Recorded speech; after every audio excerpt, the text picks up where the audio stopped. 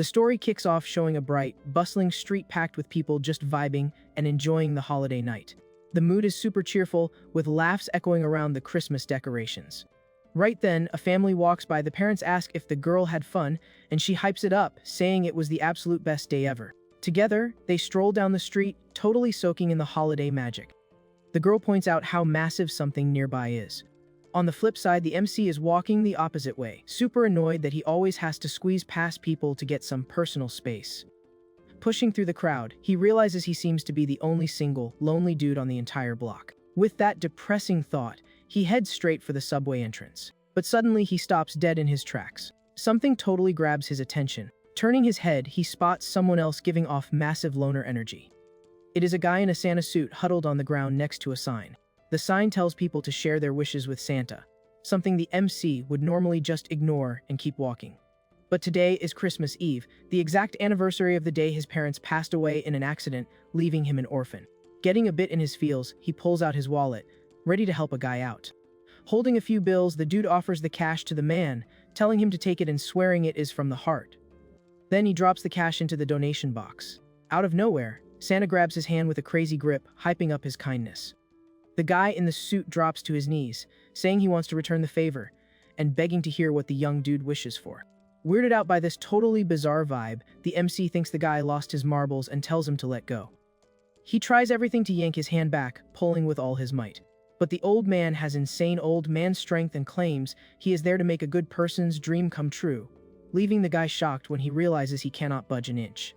The creepy Santa literally starts glowing while begging, saying he cannot head back to the North Pole without hearing a wish. Seeing zero way out of this awkward situation, the young guy asks if Santa will let go if he just makes a wish, and the old dude totally agrees. So he starts brainstorming what to ask for. Joking around, he says he wants to hit the jackpot in the lottery, but the man gets mad and demands a real, sincere wish. Getting the memo, the dude decides to just be real with himself. What he wants more than anything is a family. People who will never ghost him and will stick by his side forever. With that in mind, he asks for a wife who looks like a bunny and a daughter as adorable as a little mongoose. Thrilled, Santa senses how genuine the wish is, noting that the young dude has been flying solo for way too long. The old guy celebrates his luck for finding someone so much like himself. With a straight-up creepy face, he promises to find him a sweetheart of a wife and a beautiful daughter who respects her dad. Right after, he wishes the guy the best and finally lets go of his hand.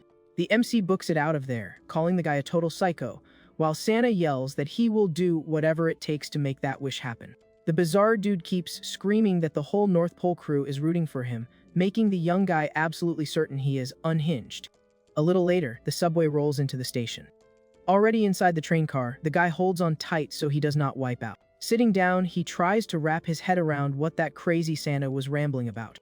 Even though the whole thing was super weird, he admits his wish was actually genuine. Staring at a poster of a happy family, he realizes his one true goal is just to find happiness. Totally wiped out, he closes his eyes to catch some sleep during the ride. Out of nowhere, he wakes up freezing cold and smelling something super funky in the air. Feeling super dizzy, he stands up holding his head. When he finally opens his eyes and looks around, he is absolutely terrified. He realizes he is being hauled in a beat-up wooden cart down a dirt road. Stuck in a cage and shirtless, he tries to figure out where on earth he is. He spots a bearded guy looking super depressed. He also notices another blonde prisoner leaning against the bars.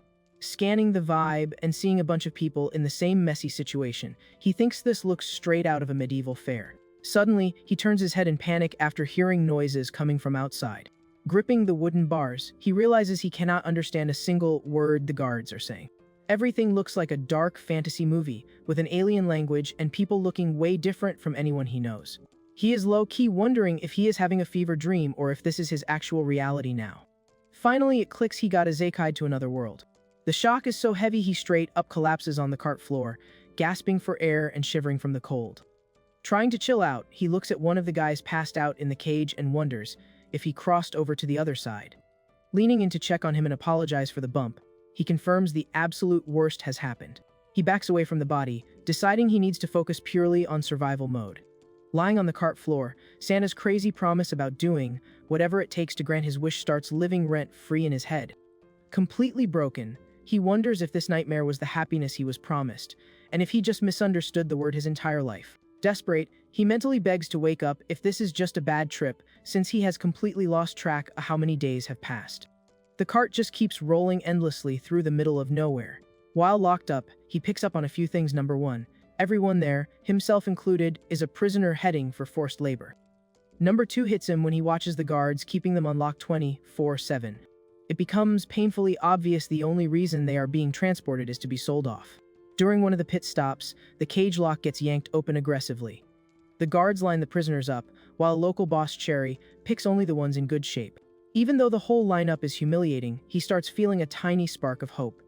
Getting off that awful cart is his only ticket out, and since he is in good shape, he figures he will get bought pretty quick. So, he stands tall, totally sure this is his great escape plan. But all that hope gets completely crushed after passing through several villages, with 0 buyers taking an interest in him. With every village they leave behind, his disappointment just hits harder, and the exhausting travel routine starts all over again on the dirt road. After getting beat up by the guards, he gets tossed hard onto the wooden floor, wondering how his life went downhill this fast. Lying there, Jo-won remembers old advice about living life to the fullest, but now he is just questioning if sticking around even worth it. Flashing back to his childhood, Jo-won hears an old voice asking if he finally learned his lesson. Tossed on the cart floor, he thinks about his parents, wondering if he can even survive this much pain. Right then, the memory of that weirdo Santa pops back up, promising to do everything to make his wish come true. Furious at the crazy irony, the guy reaches out to grab a fork off the floor, wishing that this so-called happiness would just vanish along with both worlds. He grips the thing tight, realizing the only thing that matters now has 0 to do with his wish. In a sudden move, he gets up and leans on the bars, totally convinced that finding peace just means passing away and ending the nightmare. But his face shifts instantly when he realizes that dark thought is not what he actually wants. A blurry image of his old, beloved family flashes in his mind, making him realize he definitely does not want to meet his end in a dump like this. Drained by exhaustion and sadness, he just stays quiet, swallowing the harsh pill of his new reality. Out of nowhere, a hand reaches through the bars holding out a piece of bread. Looking up, he sees a super sweet woman who is giving him food out of the kindness of her heart. Right behind her, little Lizzie is peeking curiously through the bars, catching the MMC's attention. The kid steps closer, holding onto the wood, looking at him with pure innocence. Totally stunned by seeing 2 actually decent human beings, the MC drops the fork on the cage floor. Far away from there, the story shifts to a tiny wooden cabin deep in the woods.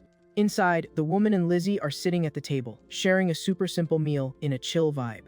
The little girl tips her bowl, scarfing it all down like she is starving. Taking the hint, the woman pushes her own plate toward the kid, telling her to eat up. Holding her tummy, the girl stares at the food, clearly wanting more. The adoptive mom explains she is giving up her share just so the kid can have a full stomach. But Lizzie passes on the offer, saying if her mom is hungry too, they need to split it 50-50. Blown away by the kid's maturity and love, the woman is left speechless for a sec. Then she agrees with the girl, pointing out it is just the 2 of them taking on the world now. The cozy moment gets wrecked by heavy banging on the door, along with the village leader's voice yelling for her. Spooked, the woman hugs the little girl, while the guy outside announces the bosses decided to marry her off to one of the new prisoners. Shaken by the news, she hears the leader order her to pack up and head into the mountains with her future husband first thing tomorrow. Before dipping, he tells her to bring food at dawn to welcome the guys at the village entrance, leaving the woman hugging the kid in absolute panic mode. Collapsed on the dark cabin floor, she loses it, never imagining they would pull this stunt so fast, terrified of going through abuse all over again. Shaking, she holds the kid tight, knowing full well that running away is not on the menu. Looking at the little one's peaceful face, she hates the situation but knows she could never ditch the girl.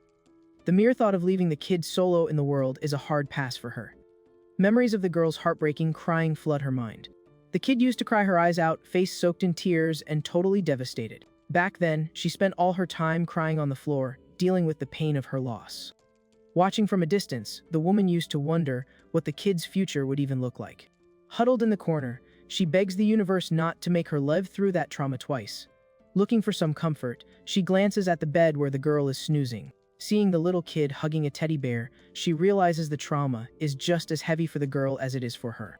Is just a 5-year-old orphan who does not even have a real name, left behind by the guy who passed away. Flashing back to her own messed up past, the woman remembers the day her dad sold her out for a single rabbit pelt. Arriving at this exact same isolated cabin marked the start of an absolute nightmare. Before she could even unpack, she got shoved to the floor by the dude who was about to be her husband. From that day on, the violence was non-stop, crushing any tiny bit of hope she had for her new life. Beaten down on the wooden floor, dealing with her partner's toxic garbage, her life was pure misery. But in the middle of all that darkness, a little blonde girl shyly popped up in the corner of the room. All bruised up and with zero energy to fight back. She just laid there on the freezing floor. Right then, the kid walked over to her, acting as the only ray of sunshine in that toxic dump. The girl dropped to the floor next to her, keeping her company during her lowest point. That little angel-faced kid was the only one brave and empathetic enough to get close. Some time later, the guy went up into the mountains and never came back, leaving the two of them solo in the house. The locals gossiped that he met a brutal end in the hunting grounds and was definitely history. Hearing he was gone brought a massive wave of relief, but also cranked up her anxiety about the future. Zero backup in the village, she knew her situation was super sketchy. Around there, a woman flying solo was an easy target for all kinds of shady stuff. Snapping back to the present, the sun is coming up as the two of them walk toward the village entrance. Hyped by the commotion, the little girl tugs her adoptive mom's clothes and points ahead. The kid announces that a massive cart just rolled up to the spot. The ride stops, showing the prisoners locked up in the back, while the woman watches closely. Following the boss's orders, she steps up slowly, holding the basket with the mandatory food. Inside, the KMC looks up, surprised to see someone walking over. Making eye contact with the two of them, Jo-won's eyes go wide with shock. Suddenly, a horrible flashback of toxic abuse and harsh words crashes into his brain. An aggressive dude was throwing a fit over there, crying, acting like a total jerk. That scary guy towered over the woman and the kid, complaining that their vibe totally ruined his appetite. Paralyzed by fear, remembering her own trauma, the woman's eyes well up with tears. Seeing the absolute terror on her face, the guy's expression softens, feeling bad for the pain they are carrying. Trying to push through the fear, she reaches out with a shaky hand, offering the bread through the cage. The two just stand there outside, waiting for him to grab the tiny snack. The simple meal is handed over with total kindness, but also a lot of hesitation. Completely moved by that caring vibe, he drops his anger and lets go of the fork, amazed that they even showed up. The quiet moment gets interrupted when the village boss walks up, asking if the newbies are here yet. The old guy announces the leaders are setting up the welcome party and barks at her to drop the basket and head back immediately, which she does with her head down. Not in a position to argue, she calls the kid and they turn their backs on the cart. Before completely disappearing, the girl takes one last look back at the MC. Gripping the bread tight, the young guy watches them leave, getting the vibe that his destiny just took a massive turn. The food in hand, Jo-won finally takes a bite, taking in that tiny bit of comfort. Right then, the guards yank the cage open, making a huge racket and yelling in their alien language. Zero chill, the MC gets dragged out hard and tossed into the dirt. Because of the fall, the bread slips out of his hand and lands in the dust, totally ruining his snack. Right after, he gets herded with the rest of the prisoners to a clearing in the woods, where the guards group them up. Jo-won practically has a heart attack when one of the guards suddenly pulls out a knife. But the guy just uses the blade to slice the ropes, tying the prisoner's wrists. The guards activate some glowing papers, leaving the MC mind blown when he realizes it is literal magic. Having zero clue what is going on, he wonders what kind of wild fantasy world he just dropped into. A guard finally walks up to him to cut his ties. Jo-won stays perfectly still while the guy slices the ropes that held him for ages. After finishing the job, the guard just stares him down in silence for a sec. Free from the ropes, the young guy stares out at a tiny village hidden deep in the trees. Way out there, outside that rustic cabin, a bag of groceries gets dumped on the ground. The village boss tells the woman the town will spot them some food for a bit, since her new husband does not speak the local slang. The old guy points out that everyone hated her ex, and this new dude is probably built different. The leader mentions the guard said the prisoner is just a regular dude. Listening quietly next to Lizzie, she hears the guy has surprisingly soft hands. Holding the little girl's hand, the woman feels a wave of relief knowing his hands do not seem like those of a bruiser. She tries to chill, thinking that if he just grinds away at his mountain job, they might actually coexist peacefully. Taking a deep breath, her only real wish is that he is not a monster like the last guy. Looking at the sleeping kid, she crosses her fingers that the dude just lets them vibe in their own corner. Suddenly, loud banging shatters the quiet, followed by a yell demanding she open the door ASAP. Instant panic mode. The woman shields the child protectively. The door gets kicked wide open, showing the crew that was outside. The village boss announces loud and clear that he brought the guy she is marrying. She hears the old man tell the newbie to step inside. Jo-won stumbles through the door, looking absolutely wrecked and exhausted. Hugging the kid on the floor, she is shocked to recognize the guy and wonders why they brought someone looking so drained. While the MC tries to figure out where he is, the woman can barely believe this guy is about to be her husband. Checking him out, the woman shrinks back even more, intimidated by how tall he is. Jo-won looks down and notices her curled up on the floor. The guy quickly realizes she is the sweet lady who tossed him food back at the cart. He looks at her, totally confused as to why she is shaking like a leaf. Suddenly, the old man shoves the MC in the back while talking in his weird language. Thrown off balance, Jo-won takes a step forward, making the woman flinch in terror. The dude turns around confused, trying to read what these locals actually want. Skipping the small talk, the old man steps up and grabs the young guy's arm with a tight grip. Moving fast, he grabs the woman's hand and forces it into the MC's hand, making them hold hands. The old guy backs away laughing, joking that now they actually look like a real couple. Holding her hand in the most awkward vibe ever, the guy realizes how serious this crazy situation is. Right then, the memory of that terrifying Santa hits him like a truck, remembering the promise of a pure wife and a daughter who respects him. He stares at the woman in front of him, noticing her face actually gives off massive bunny energy. He looks over at little Lizzie and sees the kid looks exactly like a little mongoose. Absolutely shook, the MC connects the dots and realizes that unhinged Santa actually pulled it off. Looking at the two of them terrified of him, Jo-won thinks the old geezer did not have to literally isekai him to another dimension.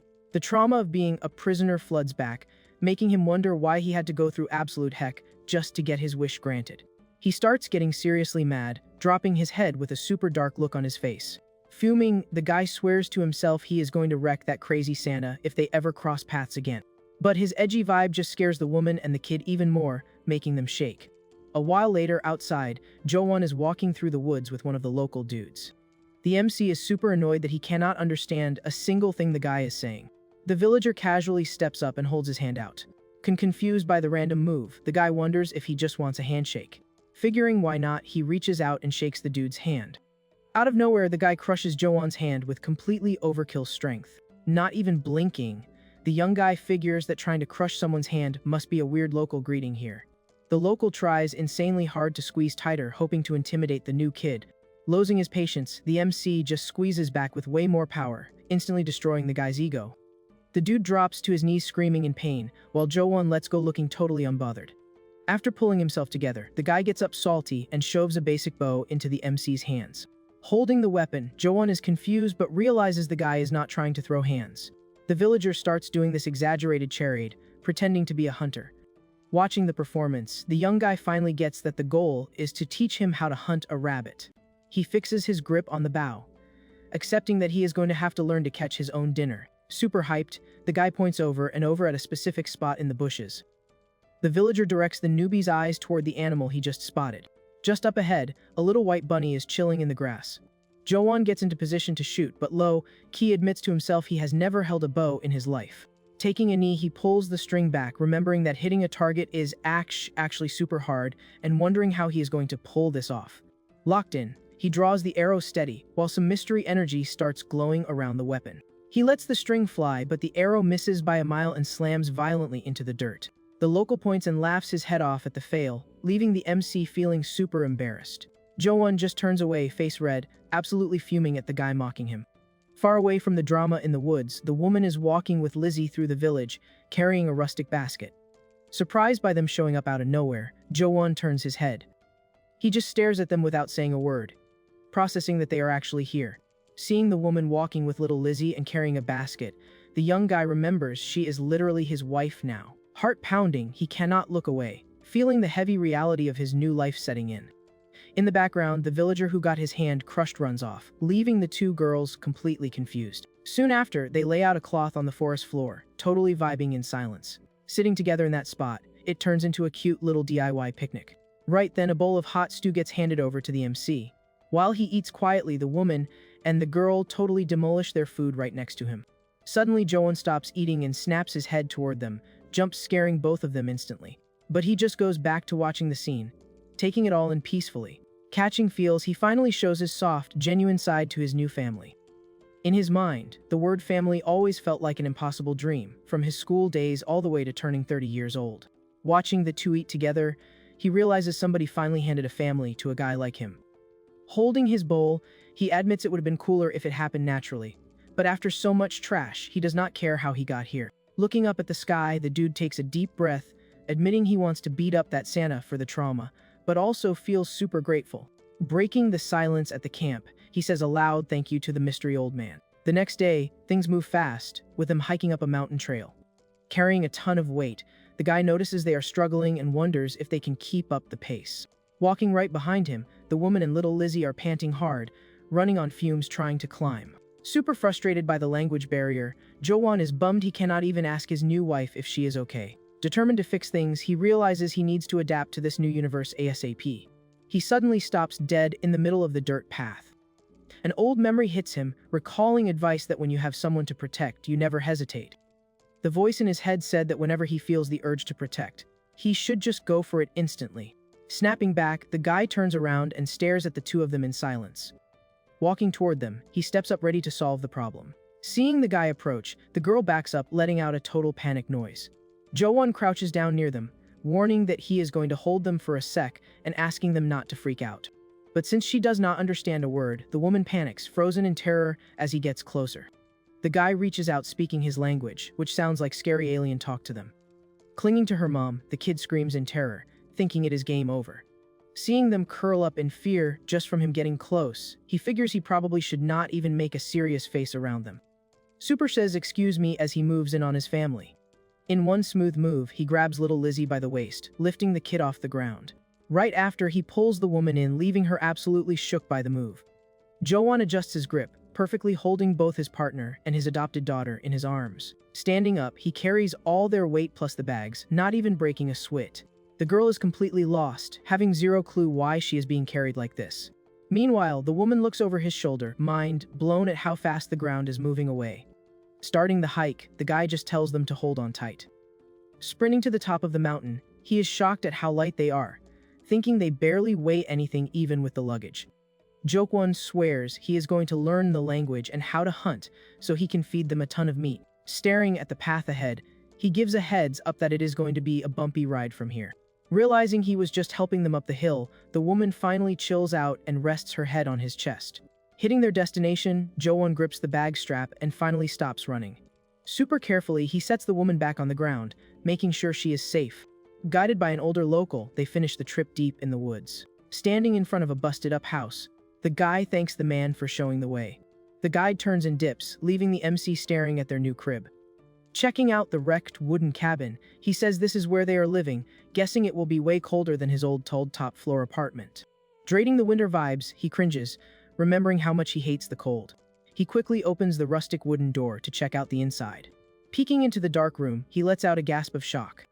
Rushing past him, the woman enters the house and is absolutely horrified by the state of the place. The MC has no idea why she is freaking out and asks why she is crying. Ignoring him, the woman runs to the back of the room. Jo-won turns his head, trying to figure out what triggered her. Standing in the middle of the room, lit only by the door, he looks around completely lost. Checking out the empty space, he realizes that while she was in town, someone looted everything, from the shelves and table to the absolute basics. Lying on his back in the dirt outside, he realizes that without tools he cannot fix the place, and worse, he has no way to defend them if a monster rolls up. Walking through the grass, the woman finds him chilling outside. As soon as she walks up and sits on the grass, the guy stands up to face her. In a super sweet move, he reaches out and puts his hand on his partner's head. He gently strokes her hair while the woman tries to hold back her tears, looking down. Staring right at her, Jo-won tells her not to stress, making the wife wonder if he is actually trying to comfort her. Face covered in tears, she looks at this gentle giant, realizing this is the guy she is going to live with now. In her head, she does the math on their problems, knowing they do not speak the same language, and he is clueless about hunting. Full of doubts, the woman wonders if they can actually survive together in such a brutal place. But the MC's chill and caring vibe gives off this unexplainable peace. Keeping his touch gentle, he promises to protect her from everything, wiping out all the panic in her heart. Bathed in the sunlight, the two stay connected through that simple show of support. Shocked by the promise, she feels a massive weight lift just from hearing his calming voice. Sitting on the forest floor, it feels like the distance between them just vanished. In tears, she wonders why she suddenly feels so safe around this dude. Kneeling in front of his wife, Jo-won remembers how he lived totally alone in his home world since his parents passed away. Holding her hand tight, the guy thinks about how, despite everything, he always fought hard and pushed through to survive. Super affectionately, he pulls the woman into a tight hug, realizing that now that he has a family, there is zero reason to give up. Putting a hand on his chest with total confidence, the guy promises she does not need to worry, because he will do whatever it takes to provide for them. Sitting on the grass, the woman wipes her face and finally starts to chill out, seeing her husband's determination. Suddenly, a massive stomach roll from the MC ruins the emotional vibe and jump, scares both of them. Right then, little Lizzie comes running out of the bushes in full panic mode, screaming in her alien language. The kid throws herself in front of her mom, T, posing as a shield and begging him not to hurt them. Watching this little kid try to defend her mom, Jo-won just sits there processing the child's bravery. Looking at his wife, he takes in the fact that he has a woman genuinely crying in his arms. Then, he looks at the crying girl, admitting to himself that this whole family dynamic is completely new to him. A bunch of questions flood his brain about where this kid came from and why the woman gave him bread back in the cage. With a gentle touch, he wipes the tears off her face, trying to sort out all these wild thoughts. Jo-won realizes that if they keep living together and putting in the work, they can definitely build an awesome home. Acting like a true protector, he hugs them both at the same time, promising to be top-tier husband and dad material so they never suffer again. Taking in his new family by the lake, the guy swears to himself that they will never regret being with him. As the afternoon fades, the sun starts setting, lighting up the old wooden cabin where they are all going to live. Inside the house, the three of them sit on the bare floor, keeping some distance in a slightly awkward vibe. Jo-won crosses his legs, annoyed that the cozy mood vanished and they are back to square one. Looking at their serious faces, he is glad they are at least not scared anymore, but has no clue how to break the ice. Suddenly, the guy raises a finger, getting a simple idea to get them talking. In a quick move, he scoots across the wooden floor, getting a bit closer to his partner and stepdaughter. Pointing to his chest with a friendly look, he says his full name out loud. The guy repeats the sound super slowly, knowing they at least need to know each other's names if they are living under the same roof. The woman catches on quick and whispers his name slowly, making the MC super happy. Taking the opening, he reaches out to his wife, asking what her name is. A bit confused by the request, she just puts her hand on her own chest, unsure how to react. The woman shifts her hand, pointing at the kid, and says the little girl's name out loud. Jo-won nods, hyped about the name, and points cheerfully at the girl. Right after, he points back at his partner, pushing to know her name, which makes her super nervous. The wife shakes her head no, leaning back to show she has zero idea how to answer that question about her own name. Noticing the blonde girl's sad face, Jo-won finally gets that the kid hasn't even been given a proper name yet. The guy goes quiet for a sec, his heart breaking as he realizes the orphan situation. Super gently, he touches the girl's forehead and tells her he is going to pick a beautiful name for her. With a sweet voice, the guy decides to name the kid Dorothy. In his head, he thinks of the famous fairy tale character who travels a magical world, making tons of loyal friends. Wishing the best for the kid, he figures with that name she will grow up awesome and find her own happiness. The little girl tries to say the word, struggling a bit, while Jo-won hopes she is surrounded by good people in the future. Flashing a huge smile, the kid says her new name perfectly, totally stoked about the gift. The next day, the MC wakes up on his grind and starts chopping firewood outside the house. Hiding behind a tree, the woman watches her husband chop wood, thinking this guy's vibe is super unusual. As he absolutely wrecks a log with one swing, she thinks about how, even though he is way bigger than her toxic ex, he has only treated her like a queen so far. Holding the tree trunk, the wife feels a wave of relief, knowing this guy is nothing like the monsters from her past. Remembering how politely he introduced himself, she realizes that even without understanding the words, his voice sounds incredibly kind and sweet.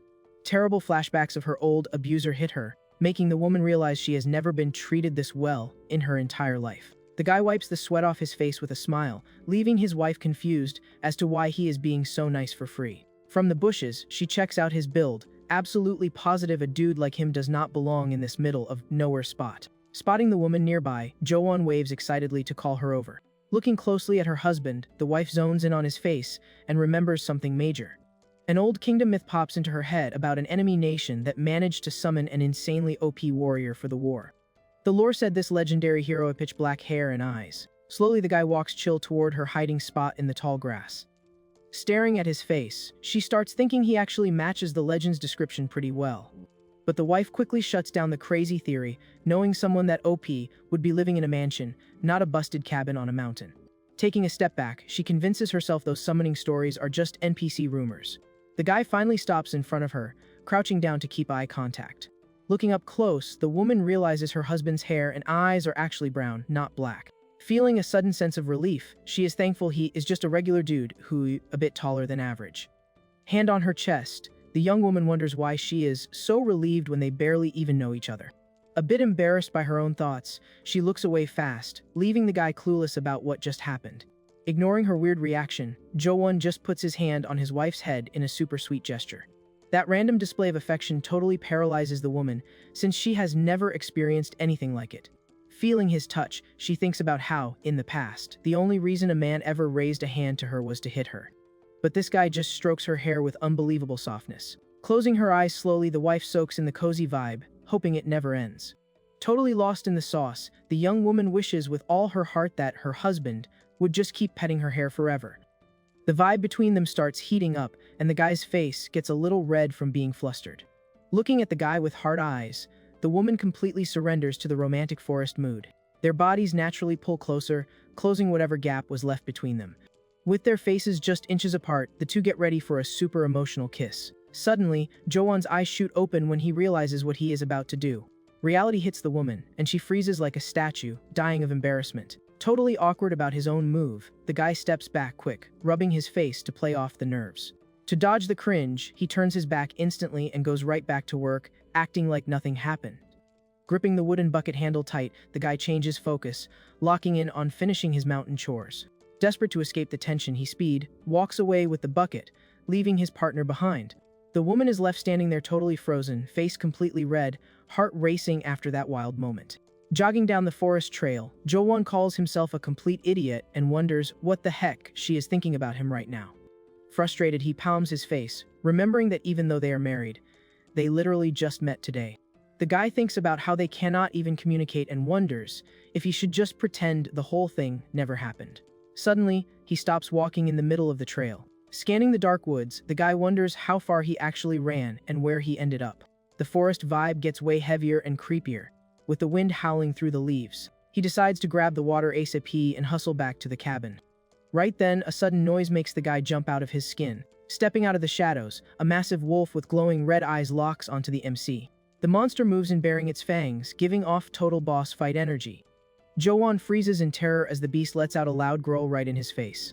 Staring at this absolute unit, he can barely believe that thing is just a wolf. Shook, the guy takes a step back and ends up dropping to his knees in the dirt, completely defenseless against the animal. In a split second, he reaches out and grabs a thick branch off the ground.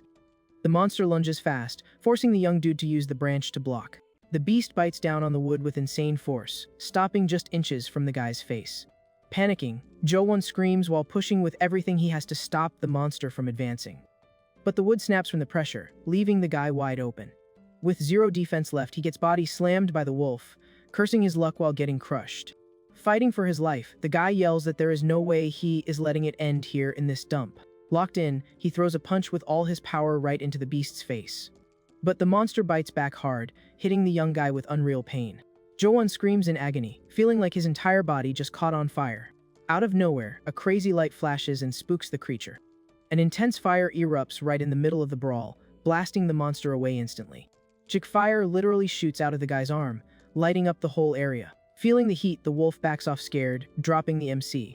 The creature stumbles away, seriously messed up by the fire blast. The flames completely melt the wolf, handing the guy an instant W. The monster drops dead in the dirt, lifeless and totally fried. Laying in the grass catching his breath, the guy tries to process what just went down, remembering seeing his own arm spit fire. He checks his arm closely, thinking it is wild that his clothes aren't even singed.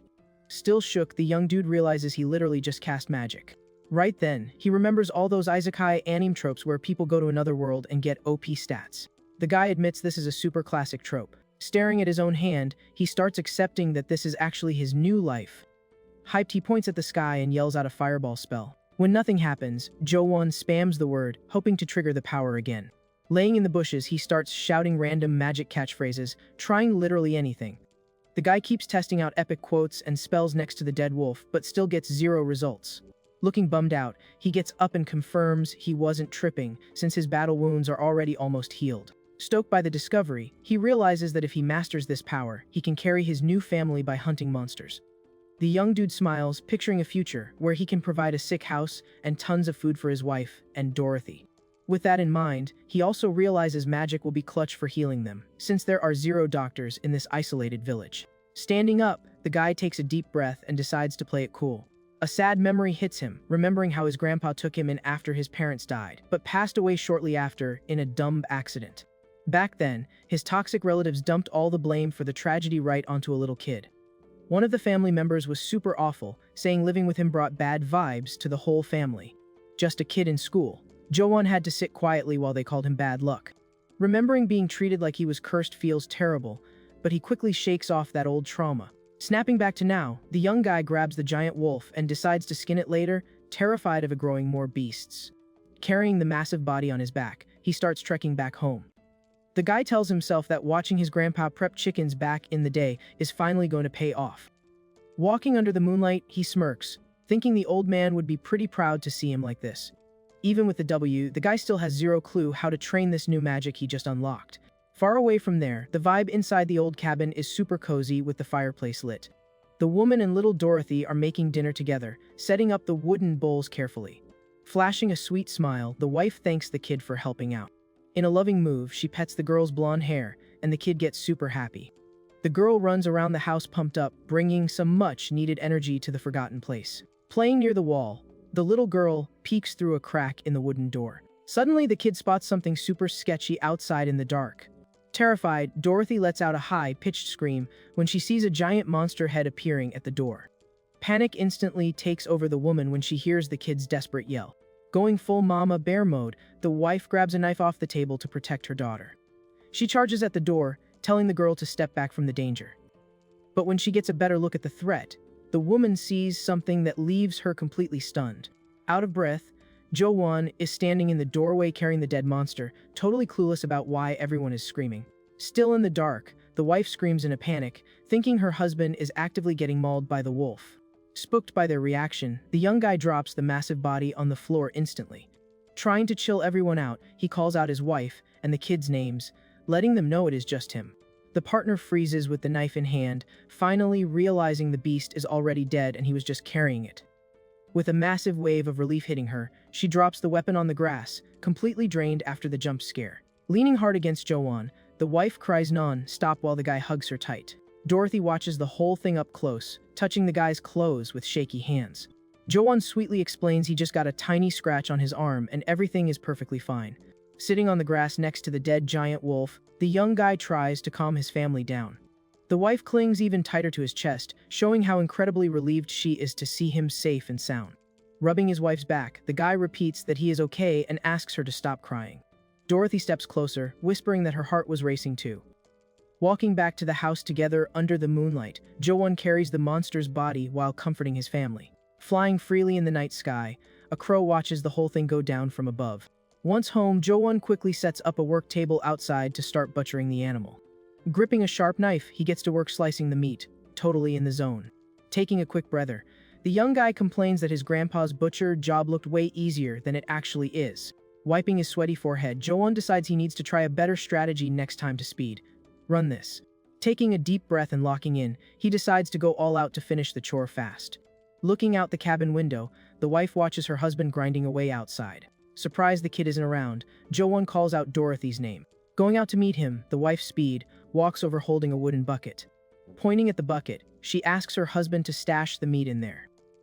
While the woman happily gestures to help, the young guy wonders if that is actually what she meant. Rubbing his chin, Jo-won tries to remember the exact word to say thank you in that confusing language. Hesitating a bit, the young guy finally manages to spit out a clunky thank you. The wife's eyes widen a bit, totally shocked by her husband's effort.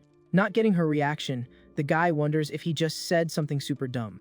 Pointing at herself with a gentle smile, the woman repeats the word for thank you.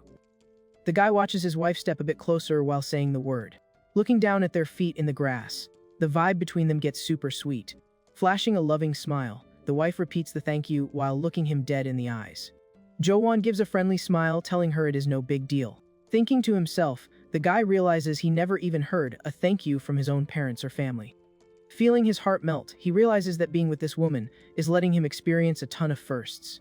Blushing super hard, the wife feels her heart race as she remembers the kiss that almost happened.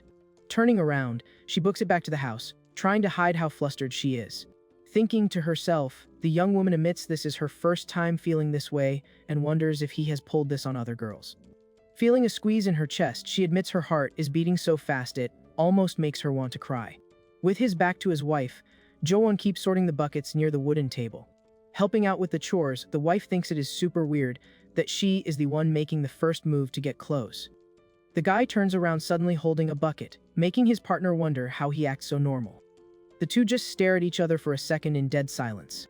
Key panicking on the inside, she thinks he is about to make a move and almost loses it from the nerves. Squeezing her eyes shut, the young woman waits completely frozen for what is coming next. Their faces move in slow through the crazy tension of the moment. Meet in a quick, surprise kiss. Shocked by her own boldness, she backs up blushing, getting mad at the guy for closing his eyes. Jo-won just stands there holding a bucket, totally clueless about how to handle his wife's outburst. Solo and hiding her face in her hands, she panics, thinking she made herself look desperate for a kiss. Jo-won turns his head and looks at his wife from super close. Determined not to make the same mistake, she keeps her eyes wide open so there is zero confusion. They kiss again, way more intensely, leaving the young woman absolutely mind blown. Pulling back slowly, the couple shares a super shy look. Suddenly, hearing a noise, Jo-won turns with a bucket and calls out Dorothy's name. Watching from hiding behind the door, little Dorothy is stunned, realizing she just caught the couple kissing. Dying of embarrassment over the whole thing, the wife sprints back inside the cabin. Walking down the forest trail, the new family heads toward the river. The crew strolls through the trees, totally in sync. Holding the bucket, Jo-won smiles when the kid gives him a sweet thank you. Stopping in her tracks, little Dorothy tugs on his pant leg, looking bummed about something. Confused by the kid's vibe, the guy tries to guess what is wrong and figures he messed up by not using her name earlier. Crouching down with a soft smile, Jo-won directly thanks the girl for helping. With a massive smile, Dorothy celebrates, super hyped to help carry the bucket.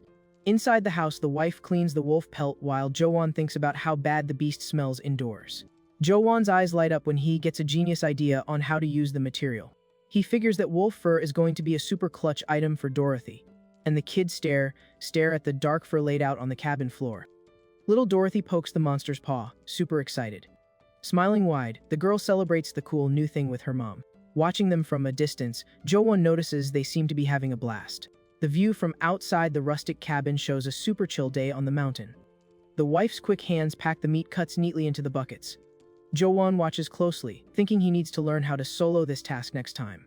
The woman smiles, proud of her work, happy she saved the fat to use later. Deep in thought, the guy realizes he still has a ton of important stuff to learn in this world. He thinks about how the economy works, how trading goes down, and what stuff is actually worth around here. Determined to level up his life, Jo-won stands up, saying he needs to get back to the grind. Spooked by his sudden move, the wife instantly turns toward her husband. Asking if she wants him to stay seated, the guy calmly walks over to his wife. Promising he will not overdo the chores, Jo-won shakes his head, telling his wife not to stress. Right after, he taps his own shoulder, claiming he rested plenty and is not sore anymore. As her husband walks off with his tools, the woman watches him go in silence. Deep in the bushes, the guy checks out the trees and decides they are the perfect size to practice his swings. Gripping the axe tight, he admits he has zero clue how to pick good firewood, but completely trusts his raw strength. Fast, the MC winds up and slams the trunk with a massive swing. The sharp blade hits the tree hard, burying deep into the wood. Thanks to the crazy impact, the giant tree starts falling fast through the forest. Freaking out at how fast it is dropping, Jo-won backs up quick so he does not get flattened. The old cabin stays peaceful under the sun. Opening the wooden door, the guy finally gets home hauling a completely stacked basket on his back. The second he walks in, his wife and little Dorothy snap around to welcome him.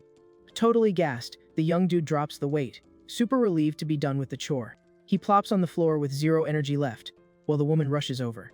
Grabbing her husband's beat-up hands, she looks worried, but he instantly tries to play it cool, saying he is fine.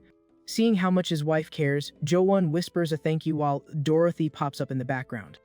The kid runs happily through the cabin holding something. Stopping near a bowl, she carefully soaks a cloth in fresh water. Right after, the kid sprints back toward the couple. Handing the wet cloth to the guy, the kid's sweet move leaves him absolutely speechless. A bit confused by the random act of kindness, the young dude makes a noise, not fully computing it. Right then, the wife touches his shoulder, looking super proud of the kid's sweet gesture. The girl stands right in front of them, waiting nervously for a reaction. Heart completely full, Jo-won pets Dorothy's head and thanks her for the help. Seeing his wife running non-stop to clean up, he begs her to just chill for a minute, looking worried. Sitting there soaking up the family vibe, the young guy admits this whole thing feels like a dream. Flashing a huge smile next to his wife, he says that just a few days ago, he never would have imagined being this happy. Outside, night starts creeping over the isolated forest. Smoke drifts out the chimney, showing how warm and cozy it is inside. Sitting around a little wooden table, the trio shares their food in total peace. During dinner, the couple enjoys the simple meal in a super chill atmosphere. Totally wiped out from the busy day, Dorothy ends up falling asleep right at the table. The wife catches on quick and points at the snoozing kid with a sweet smile. Super carefully, the guy scoops the girl up so he does not wake her. While he stands up carrying the kid, the woman starts cleaning up the mess. Walking quietly through the cabin, Jo-won takes the girl to bed. He tucks Dorothy in under the blankets as gently as possible to keep her sleeping. Through the window, the pitch black forest completely contrasts with the dim light inside. Locked in on her chores, the wife starts washing the dinner dishes near the window. The guy sneaks up silently behind her, wanting to help out. In a surprise move, he grabs his wife's hand super softly. Spooked by the touch, she turns her face completely red. The young dude just watches her quietly, giving off a total sense of safety. The two just stand there super close, wrapped up in a romantic vibe under the moonlight. Going with the flow, Jo-won pulls his wife in for a tight hug. Taking charge, the guy starts unbuttoning his shirt. Dying of embarrassment, the woman tries to hype herself up, thinking she does not need to be shy since this is just normal married stuff. Right after Jo-won finishes taking off his shirt, showing off his buff build, he stands there waiting while his wife hesitates, super nervous. Seeing how anxious the young woman is, he gives her a warm smile to help her chill. But the embarrassment wins, and she shrinks back, fighting her own nerves. Not forcing anything, the young guy just holds her hand super affectionately. Pulling his wife close, he keeps her safe in a steady, calming embrace. Breaking the silence, he cuts the tension and just suggests they go to sleep. Outside, the night wind shakes the trees around the quiet cabin. Lying side on the hard wooden floor, the woman is still super stiff next to him. The young dude quickly pulls up the heavy blanket to keep them both safe from the late night cold. Settling into their makeshift bed, the wife watches her husband get comfy to sleep. Feeling a massive wave of relief that he was so respectful, she gives a genuine, shy smile. Eyes closed, Jo-won finally gives in to the exhaustion and completely passes out. Curled up against her husband's chest, the young woman soaks in the warmth of his hug as she falls asleep.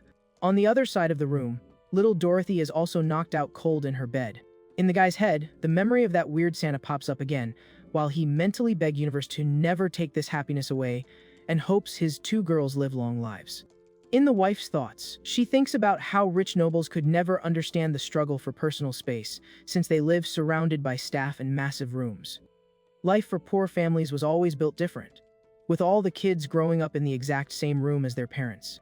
Because of that, she remembers kids end up figuring out super early how couples spend their nights. A horrible childhood flashback hits her, bringing back her dad's scary voice threatening to beat her if she cried, which always terrified her.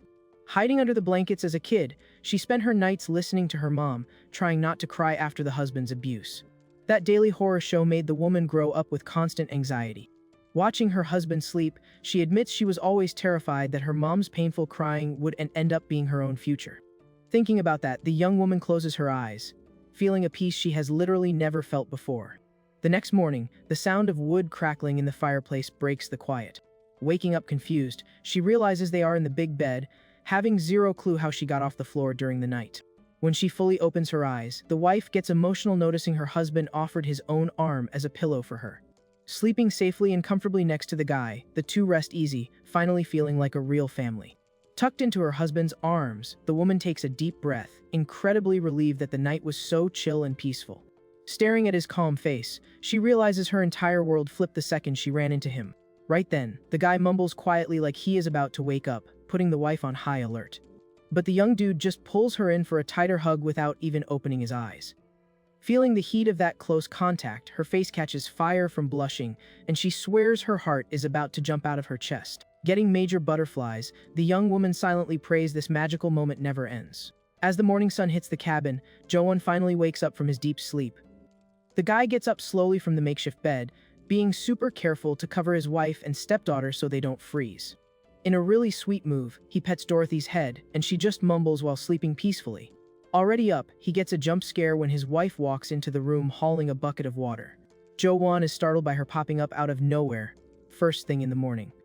He awkwardly turns to look at her, while she just stands there waiting for him to do something. The young guy quickly splashes a ton of water on his face to wake up and shake off the sleep.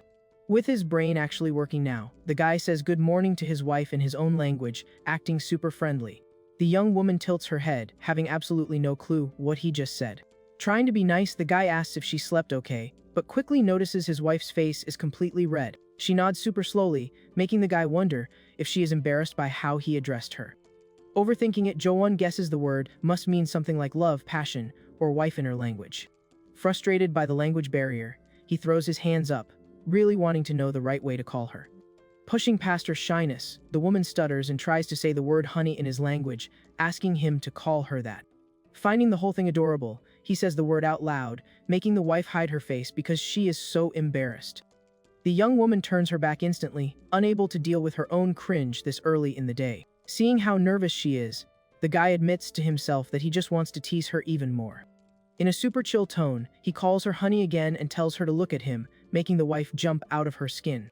The teasing stops when little Dorothy wakes up in the makeshift bed, rubbing the sleep out of her eyes. Still half asleep, the kid sits up complaining about meat, looking like she is absolutely starving.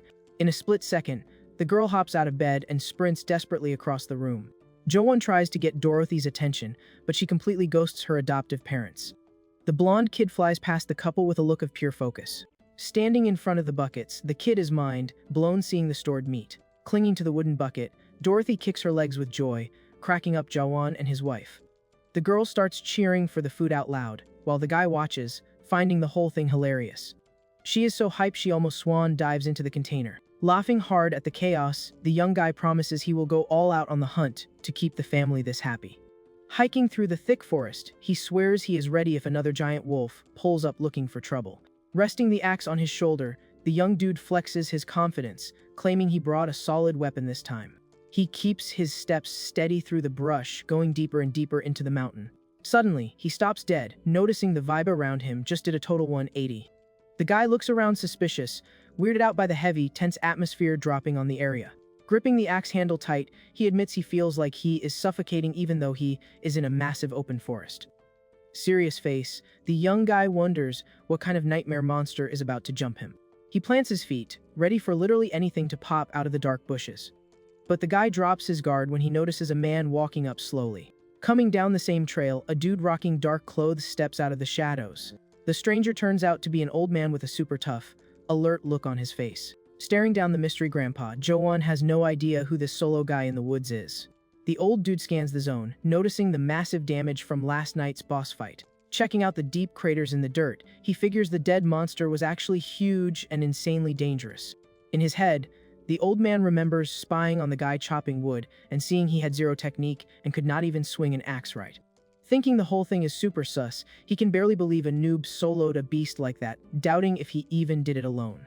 Shaking his head, the old guy decides it is impossible, since even a pro hunter would struggle against that monster without top-tier gear. Curious, the hooded guy starts walking toward the young dude again. Determined to figure out this mystery, he decides to get to the bottom of it right there. The older guy walks up, taking slow steps until he stops right in front of the MC. With a sharp, calculating stare, he checks Jo-won out from head to toe, looking for answers. The old man's eyes lock straight onto the exposed scar on the young guy's arm. Inspecting the wound, he sees it is definitely a wolf bite, but thinks it is insane that the cut is so healed up with zero signs of infection. Doing the math on the damage those teeth should do, the old guy knows the muscles and veins should be completely wrecked, leaving the guy paralyzed. The only logical answer hits him, making him suspect this giant dude is actually a rare magic user. The old man remembers that in this world, there are people born with the ability to cast crazy spells. For the normal NPCs in this area, running into one of these battle mages was practically impossible. Staring Jo-won down, the old guy realizes that if the kid is actually one of those rare magic warriors, his luck just completely changed. The hooded guy silently cheers, hyping up that his long-awaited chance to turn things around just dropped in his lap. Standing in the middle of the trail, he celebrates finally seeing a shot at revenge before his time is up. Catching the man's weird energy, Jo-won stays in his defensive stance, wondering who this dude is. In his flashbacks, the old man regrets just being a washed-up guy today, remembering when he was a young dude full of energy and ambition. Back in the day, the meta for success was grinding in a noble's forest, getting drafted for wars, and flexing your skills to get famous. Chasing the win, he ditched his dad's protection and went solo as a hunter, trying his luck as a lumberjack. The grind paid off fast, scoring him the official lumberjack title in a zone absolutely loaded with natural loot. But the catch was the insane competition for wood, since any random local could hit the edges of that rich forest. To secure his bag, the young hunter had to push deep into the most isolated, hardcore areas of the mountain. Trekking over the rocks, he thought he was just farming experience points in the region, completely clueless as to why the locals actually avoided that spot. The boss's rules were brutal, demanding that any guy trying to be a forest guard had to be at 100% health with 0 injuries when signing the contract. But his whole plan got wrecked in a second when he got ambushed and badly injured on the mountain, losing his spot. Collapsed in the dirt in full panic mode, the hunter realized way too late about the monster threat living in that banned zone. In the old man's memories, the mountain was crawling with hideous monsters called goblins. Back then, the young hunter ended up getting swarmed in the dark by those freaks. These monsters made a habit of kidnapping human women from the area to force them to grow their mob. With the village already hurting for people, he tried to throw hands, but ended up on the floor completely defenseless. Unable to block, the guy got absolutely jumped by the creatures, throwing away his shot at a bright future right there. Snapping back to now, the old man thinks about how he endured a trash life focused only on the day he would finally get his revenge. Even though he hated the locals, he lived with them for years with one goal: destroying the ones who ruined his life. Walking through the brush, the old man admits he tanked all the disrespect for years just to wipe out the monster nest once and for all. Standing face to face with Jowan, he is totally sure he finally found the guy with the damage output needed for the raid. Sizing the guy up, he notes the kid has a way better build than the locals and hits with the strength of a literal giant. On top of that, he checks the young guy's arm and is blown away by his insane healing factor after tanking a beast attack. The hooded guy decides the newbie has the potential to become the most overpowered fighter he has ever seen. Knowing the monsters are camping in the caves, he figures they will run out of food soon and raid the village again. With that game plan, he decides that until that day drops, he is going to put the kid through a hardcore training arc to turn him into an elite hunter. The old guy plans to keep the monster nest a secret until they lock in a deal, making sure the young dude cannot back out later. Clueless about the guy's scheme, Jowan drops a polite greeting in his own language. The veteran hunter instantly notices that, even while being polite, the kid keeps his weight shifted back and never drops his guard. Ignoring the suspicious vibes, the hooded guy taps the young dude's shoulder, announcing that from now on, he is going to teach him everything he knows. Jowan is confused by the random offer, while the old man promises he is going to turn him into a top-tier hunter. The next morning, inside the old cabin, the guy gets ready to head out, complaining that the night just flew by. The young dude walks out the wooden door, ready to start his new daily grind on the mountain. The old man is waiting outside, noticing the kid specifically did not invite him into the house. Jowan thinks to himself he doesn't want to make a habit of letting randoms into the spot where his wife and little Dorothy live. Seeing the newbie's protective energy over the house, the old man catches the hint immediately. The veteran hunter respects the kid's protective instincts, confirming he actually has great intuition.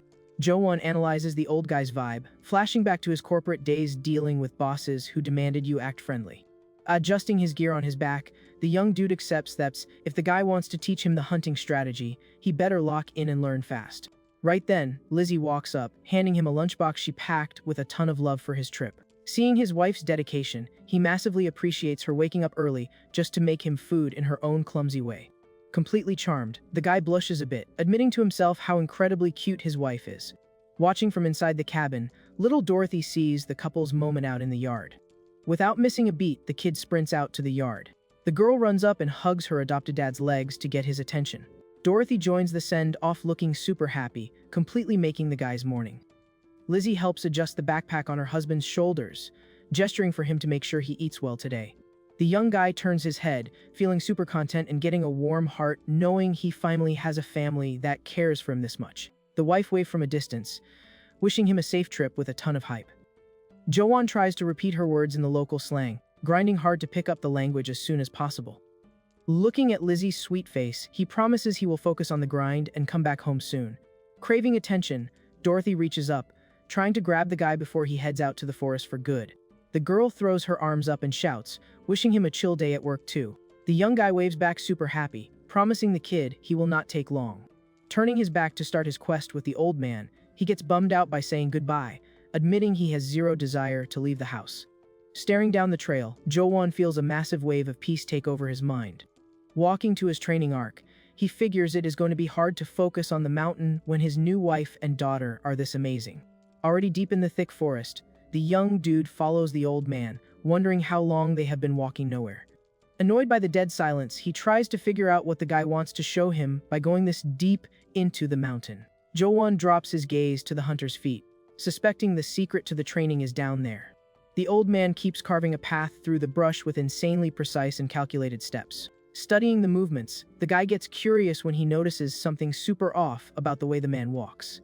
Suddenly, the old guy stops walking and points at the ground, talking in his alien language. The veteran hunter steps super lightly on the dirt, showing off the technique in real time.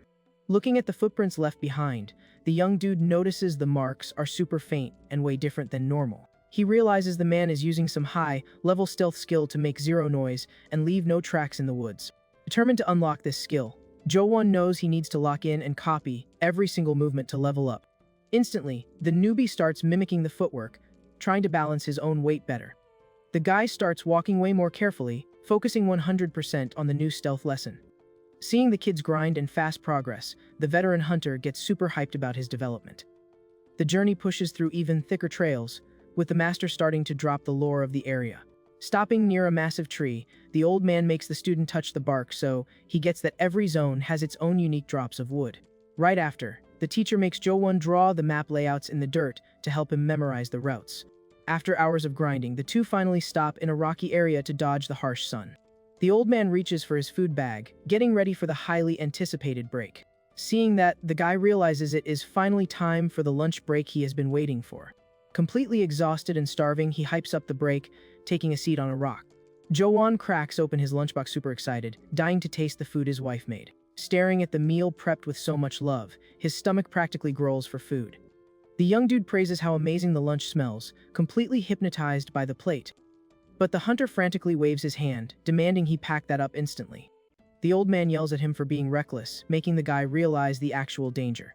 Jo-won realizes that in the woods, that good smell travels fast, and could pull monster aggression in seconds. Packing the food away without even a bite, he is super bummed that Lizzie's morning effort was totally wasted, and knows this is probably the last time she will cook something like this for him. Totally crushed, the guy feels like crying, while the teacher gives him a little pat on the back to say my bad. After chilling for a bit, the two hike to a busted, isolated wooden cabin that acts as the hunter's spawn point. Standing outside the cabin, the old man holds something, and the newbie instantly notices the shape of the bow is super bizarre. Checking out the weird weapon, Jo-won thinks the only bows he knows are shaped like the letters D or C. Holding the wonky weapon, he wonders how anyone could even land a shot with a thing like that. The veteran hunter just hands the bow to the young guy, telling him to grab it and follow him through the trees. Walking right behind the master, the guy wonders if using this thing is even physically possible. Doing the math on the weapon's size, he guesses you would need insane strength just to pull the string on a bow this massive. The old man gets into stance, pulling back the thick string like it is absolutely nothing.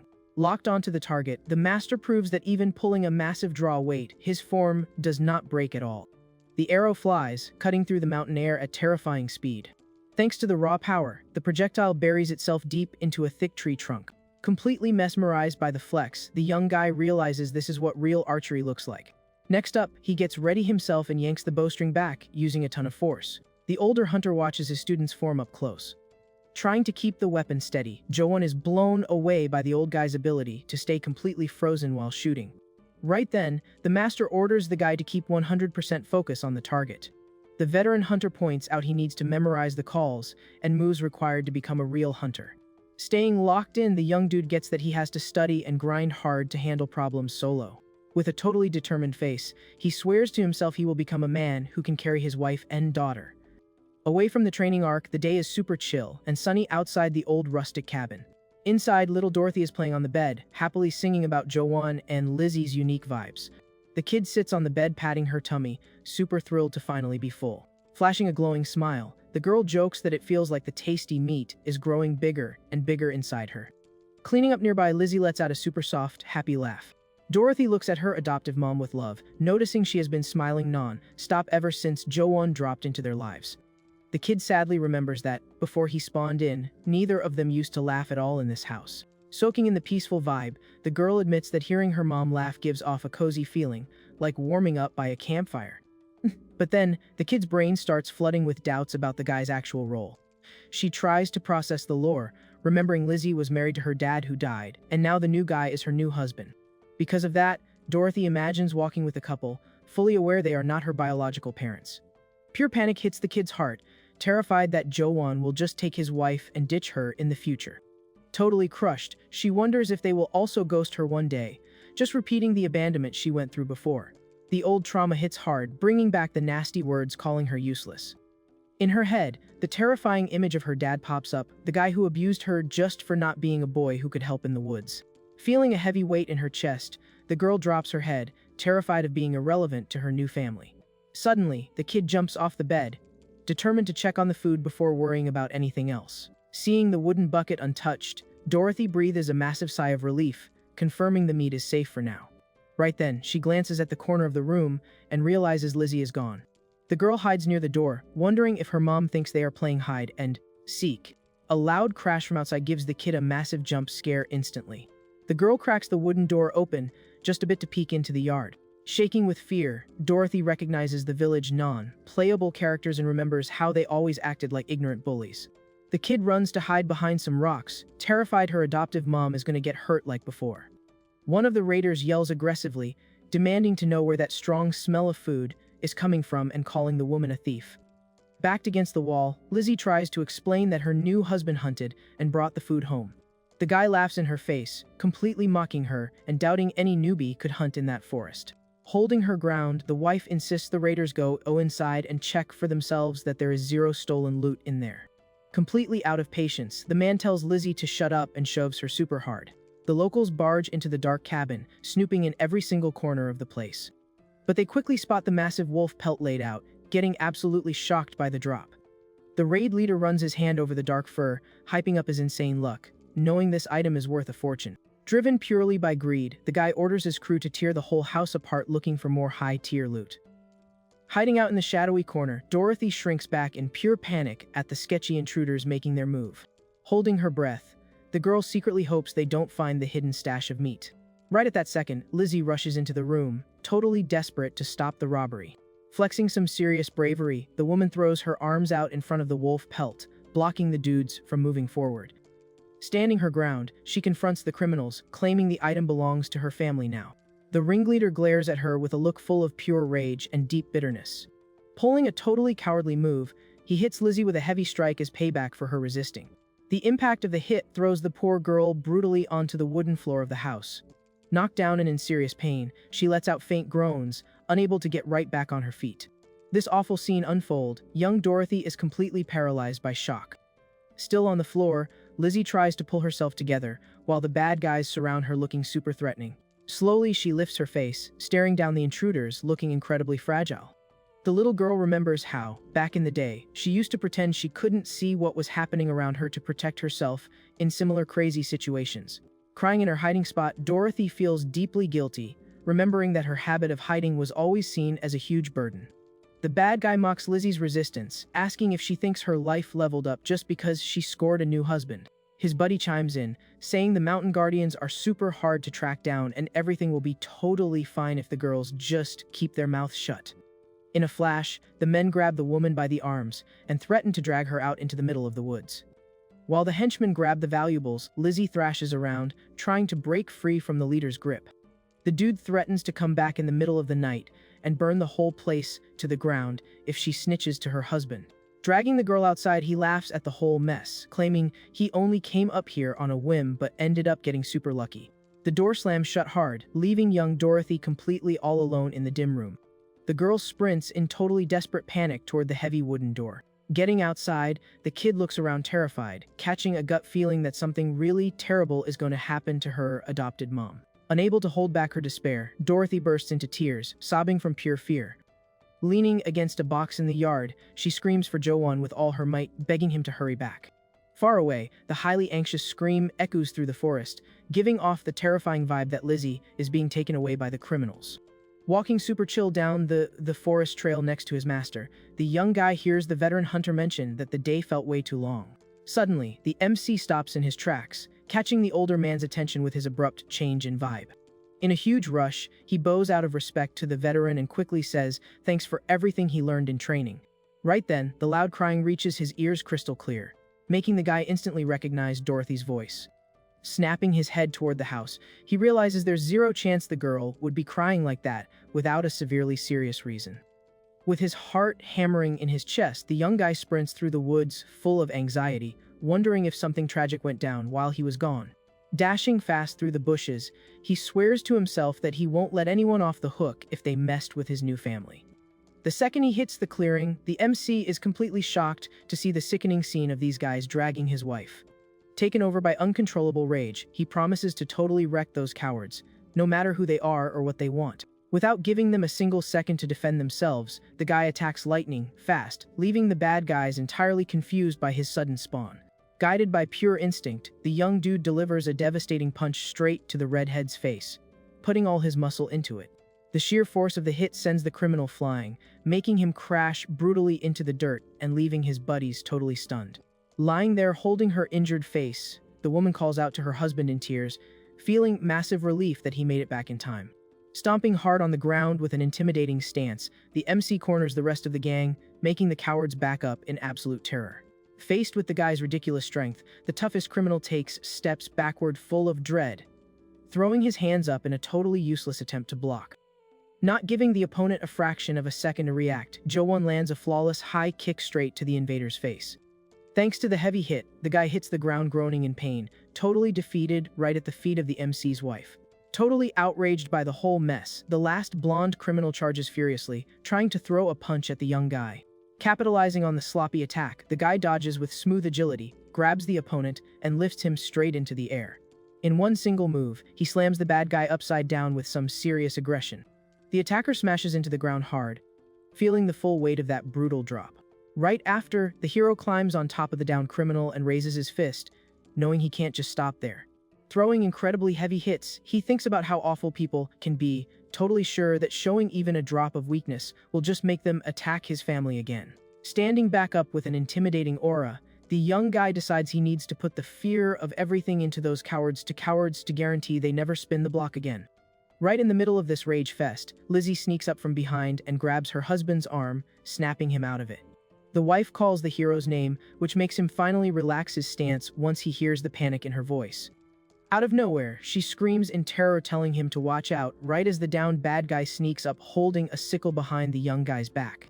Busting out his crazy fast reflexes, Jo-won spins around and catches the attacker's wrist mid-air, stopping the blade right before it connects.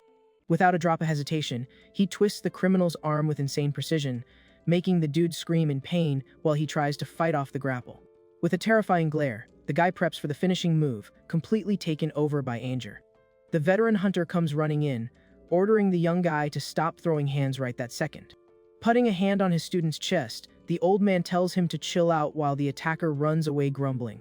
Speaking the local language with authority, the master points to the house and gets the guy's attention, asking if he can't see his daughter's sheer panic from all this chaos. Surprised by the interruption, the woman looks back at the house, getting super worried about the girl. Curled up in the corner, Dorothy is crying her eyes out because of everything that just went down. Seeing the girl in tears, the guy finally gets his reason back and just stares at the scene without saying a word. Smoke rises from the roof of the house while the crazy brawl outside finally starts to cool down. Looking at her husband, the young woman remembers how he seemed so gentle and incapable of getting mad, but realizes he can actually turn insanely aggressive. At that exact moment, the awful memories of her ex-husband come rushing back, bringing up the horrible fear that he might be just like the rest of them. Surrounded by the knocked-out guys, she admits that dread took over her super fast because she was terrified of going through the same kind of abuse. She catches Jo-won's gentle look, feeling all that fear totally evaporate on the spot. Seeing his face, she gets that those eyes didn't want to hurt her. They just wanted to protect her no matter what. He just looks back at his wife, low, key worried that she might be scared of him now. The young guy says her name super softly and steps closer, while she wonders why her own reaction freaked him out so much. She tries to get a grip on her emotions by tightly squeezing the hem of her own dress. With her hands shaking, she wonders why she's feeling so insecure if the danger is already over, which makes the guy think she really is terrified of him. Seeing her husband's sad face, she mentally hopes he doesn't keep looking at her with that expression. The girl thinks it would be super easy to just say she's not scared, but the language barrier is seriously getting in the way. Trembling even more, she moves her arms, trying to build up the courage to close the gap between them. Suddenly, the woman says his name out loud, totally determined to show her real feelings. With a ton of resolve, she takes a few steps toward him across the lawn. She gets close and grabs his hands, which totally catches the young guy off guard. The girl squeezes her husband's hands, realizing that in this sweet moment of contact, she just confirmed something incredibly precious. Smiling peacefully, the woman thinks that as long as she's with this guy, she'll be totally protected and nobody will ever be able to hurt her again. Right after, she softly intertwines her fingers with his. Showing massive gratitude, she gives him a beautiful smile with teary eyes just full of sheer relief. The guy just watches her in silence, processing all the affection and honesty in that move. Leaning her face against his hand in the sweetest way, the wife sheds a tear while he whispers her name super quietly. Overcome with major emotion, he hugs her tight, whispering a thank you. Hugging the woman, the young guy asks himself internally why she's the one feeling so grateful.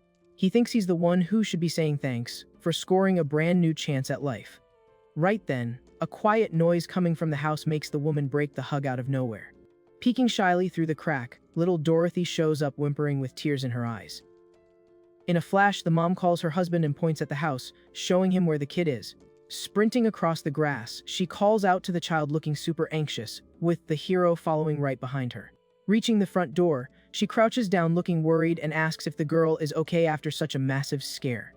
But then, the mom takes a step back right after, totally confused as to why Dorothy is backing away and shaking so much in front of her. Curled up on the step, the girl can barely even move because her anxiety is spiking so hard. In her mind, the kid remembers that she was the one who called for help, but seeing her adopted dad's devastating power against the bad guys was just way too scary for her. Painful memories from the past flood Dorothy's brain, bringing up images of people getting messed up by the awful folks from her old life. Full of fear that she might end up the same way one day, she remembers all the time she had to swallow her tears just to avoid getting treated even worse. Totally convinced that this entire mess was her fault, the kid starts crying and runs away in a panic. Holding the girl, the woman asks, super confused, what Dorothy's reaction even means. Terrified of being abandoned and tossed aside like back in her old home, the girl thinks she needs to apologize immediately to fix everything. On her knees by the door, Lizzie tries to calm Dorothy down, apologizing for hiding instead of helping and begging the kid not to leave her. The young woman confesses she only pretended not to know her earlier because she was completely terrified those bad men would find her. Giving her a huge hug, she promises the girl has zero reasons to feel guilty about anything. Trying to soothe the kid, the woman swears the threat is over and things will be okay, because their dad is right there to protect them. But the word daddy throws the girl off hard, making her remember instantly that her old dad passed away a long time ago. Lizzie explains super sweetly that Joan is her husband now, clearing the whole thing up nicely. The little girl puts the puzzle pieces together fast, getting that this officially makes the young guy her new dad. Just to double check, the woman asks if she understands that she's her adopted mom now, getting a super shy Wes in return. It finally clicks for Dorothy. She realizes that if she's Lizzie's daughter, then Joan is officially her dad. In total awe, she looks at the young guy's strong posture outside, still trying to get used to the idea. She asks one more time if he's actually her dad, and the mom confirms it with absolute certainty. Petting the girl's head, the woman promises that Joan is totally different from the bad guy who passed away, because he's someone who actually keeps them safe. The young woman explains that the guy only took down those awful criminals because she asked for his help. Hearing that, the kid starts looking at the hero through the crack in the door in a whole new way. Completely amazed by the plot twist, Dorothy feels her heart race with joy as she accepts Joan as her real dad. Looking at the guy from afar, the girl notices his solid build and big hands, acknowledging her new dad's legit strength. Super hyped, she runs happily into the yard, totally amazed that she's got such an awesome protector for her and her mom. In the little girl's head, memories pop up showing he never treated her badly and always gives her sweet hugs at night. Dorothy also remembers his nice vibe on the day she got her very own name, a massive event that changed her life forever. Thrilled by it all, the girl thinks it's insanely cool that someone this good is her dad. Totally caught off guard, Joan gets startled hearing the girl's voice screaming his name.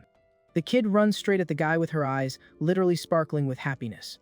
The hero throws his arms open on the spot, ready to welcome his daughter with a ton of love. Taking a massive leap, Dorothy throws herself into his arms, scoring a super tight and warm hug. Squeezing the girl tight, the young guy admits he doesn't understand a word she's yelling in the local language, but feels like he gets the vibe perfectly. Soaking in this awesome moment, he rests his face against the kid's head, feeling a huge wave of peace. But out of nowhere, the emotional mood gets wrecked when the guy catches a highly suspicious smell. Looking down, he realizes the girl's clothes are totally soaked because of all the crazy stress they just went through. Seeing the kid's innocent, happy face, Jo-won actually feels bad for noticing the accident, but knows he's got to change her clothes ASAP so she doesn't get sick. Moving fast, the hero runs over to his wife, carrying the girl so they can handle the issue together. The scene turns into a beautiful family moment, with Lizzie hugging her husband from behind while he holds the kid. Right then, young Dorothy's attention gets hijacked by something super important that got left behind earlier. Pointing at the ground super hyped, she screams with joy, letting them know she found the hidden meat from earlier. The blonde girl sprints across the yard like a track star, totally ignoring the knocked-out bad guys in her way. With some next-level willpower, she heads straight for her ultimate treasure of the day. Reaching her target, Dorothy stops right in front of the wooden bucket packed with fresh meat. Without a second thought, the girl hugs the bucket with so much love, acting like she's guarding her own life. Her eyes literally sparkle seeing that the family's precious food is still sitting in there totally untouched. Running right behind her looking stressed, Jo-won and Lizzie try to catch the girl before she causes a disaster. Hugging the heavy bucket, Dorothy flexes hard trying to drag the whole thing all by herself. The MC is just amazed by the kid's sheer hustle, thinking it's insane she can even move that thing. The woman sighs in relief, while the young guy thinks his daughter's meat obsession is honestly a little scary. To fix the situation, Jo-won steps up and lifts the wooden bucket like it's nothing. Little Dorothy ends up getting hoisted into the air along with the bucket, totally shocked by her dad's crazy strength. Getting that look of pure admiration just because of a bucket of meat, the guy jokes in his head that becoming this kid's superhero is an incredibly easy gig. Worried about the situation, the wife uses hand gestures begging her husband to take the food inside immediately. The woman points out he also needs to take Dorothy inside, since being outdoors is still way too sketchy right now. Listening to the request, Jo-won carries both the girl and the bucket into the simple house. Stepping back into the yard, the young guy wipes the sweat off his face, feeling the heavy toll of all that chaos. He walks with purpose toward the bad guys who are still passed out on the grass. The MC's face turns dead serious, surrounded by a heavy energy, showing he's not even close to done with the invaders. But the veteran hunter steps right in the way, blocking his path and demanding he drop it immediately. Shaking his head no, the master warns the young guy that he absolutely cannot end those men. Anger boils inside Jo-won as he realizes that if he gets caught, he'll be a prisoner all over again and lose everything he built. Looking at the front door where his family is waiting, the young guy admits he's got people he loves to protect now and can't just act on impulse. Glaring at the passed-out thugs with pure disgust, he warns that he memorized every single face and promises a terrible ending if they ever cross his path again. Taking the older man's advice, the guy finally backs off and leaves the criminals in the dirt. The hunter points at the boxes left behind by the bad guys, telling the young man to loot everything since those items are clutch for surviving on the mountain. Taking the opportunity, the MC opens the door, finding his wife and daughter safe inside the lit house. He walks into the room hauling the heavy boxes he recovered, securing more supplies for his family's future. Dropping the heavy wooden crate on the floor, the guy starts organizing the new gear for the house. Gripping a hammer tight, he thinks back on his painful past and decides that losing his family one time was already more than enough. A look of massive relief takes over his face as he realizes that, this time, he managed to act fast enough to stop a tragedy. Looking at his wife and daughter, the MC swears to himself that he's going to protect both of them at all costs, no matter what kind of crazy drama comes their way. With a super gentle touch, he rubs Lizzie's bruised face. Feeling bad he can't just use his healing magic to fix the injury on the spot. Holding her husband's hand sweetly, the young woman tries to chill him out, saying everything is totally fine. Trying to cheer his wife up, Jo-won squeezes her cheeks in a super playful and sweet way. In a quick, random move, he scoops the woman up in his arms, leaving her completely stunned and speechless. The guy explains his flex by saying the floor is way too cold for her to walk barefoot after all the crap they just went through. Out of nowhere, the young guy's attention gets hijacked by something insane happening right in front of him. Lizzie herself is totally shocked to notice that the purple bruise on her face just magically vanished. Holding the woman, the hero wonders, completely amazed, if his weird magic training actually worked. A massive feeling of victory hits the young guy, and he celebrates his new level up with a ton of hype. Super pumped, he concludes that he finally mastered healing magic, leaving his wife entirely confused by the random info drop. Way out in the bad guy's village, a furious shout echoes out, asking if the idiot newbie lost his mind completely after the fight. In the village, the leader yells while his wife chases a bird, complaining that the new guy doesn't even respect his own master and is always sticking his nose where it doesn't belong. Mad as hell, the woman turns around and asks if giving a piece of fabric to the mountain guardian seriously bothers him that much. In response, he whines about losing the cloth he hoarded for 10 years, but she claps back, stating they desperately need the guardian on their side. The man tries to defend himself, saying he didn't have a choice since the kid actually looked like he knew how to fight. And if more people got hurt, the year's harvest would be totally ruined. Calling his wife dumb, he claims she just doesn't get the big picture, but the woman fires back asking what kind of master strategy made him hand over the fabric so easily. Right then, old Gus tips the leader off that the newbie had animal bite marks that weren't there before and that they healed up insanely fast. Shocked by the news, the village boss connects the dots and realizes the so-called guardian is actually a magical healer. Rubbing his chin, the dude figures he needs to handle the situation with extreme caution, since even the nobles would want a piece of a mage that powerful. Imagining how loaded the nobles are, he quickly calculates he could sell the guy for a literal fortune if some VIP wanted to hire him. Dripping with greed, the leader flashes an evil smirk, plotting to score a lifestyle way above a basic village chief if everything goes his way. Walking down the streets, he chills out remembering that the locals are way too clueless to realize there's a mage living among them. But his biggest nightmare is that the rumors might leak and some guild or noble might snatch the guy up before he can cash in. Determined not to fumble the bag, he decides Gus is the only guy he can trust to keep tabs on the young dude while he hunts for a noble looking for a healer. Switching his tone with his wife, the leader tells her to try and cozy up to the guardian's wife, warning her that the kid learned to hunt fast and is seriously smart. The wife listens while he warns that the newbie is operating on a whole different level and might bust them for skimming goods if they aren't careful. Grabbing the woman by the shoulders, he advises her to buddy up with the young guy's partner so she can buy rabbit pelts for dirt cheap. The woman agrees with the plan and turns to leave, saying that there are chores the women need to handle together anyway. Watching his wife walk off, the boss thinks they might actually have to return some of the stuff they stole from the guardian's place. Staring at his own foot, the man admits the young guy is way better than the standard prisoners and pretending otherwise is just asking for future drama. Meanwhile, back on the mountain, a chunk of metal gets shoved straight into the roaring flames of a fireplace. Watching the fire crackle, a voice complains about having to do this, but admits there's literally no other option. Flashing a creepy smile lit by the flames, old Gus thinks that sometimes you gotta sacrifice a little meat to get down to the bone. A few days later, the vibe in the old wooden house is 100% peaceful, backed by some upbeat music playing in the yard. Stretching out outside, Jo-won is pretty stoked to see that his wife seems to be in a fantastic mood again.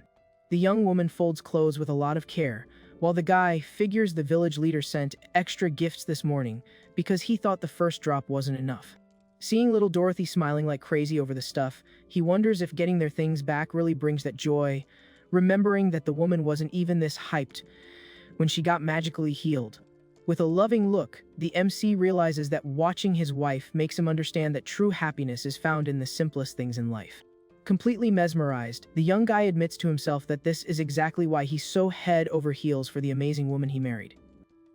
All geared up for work, he lets her know he's heading out, catching the woman off guard while she's folding the laundry.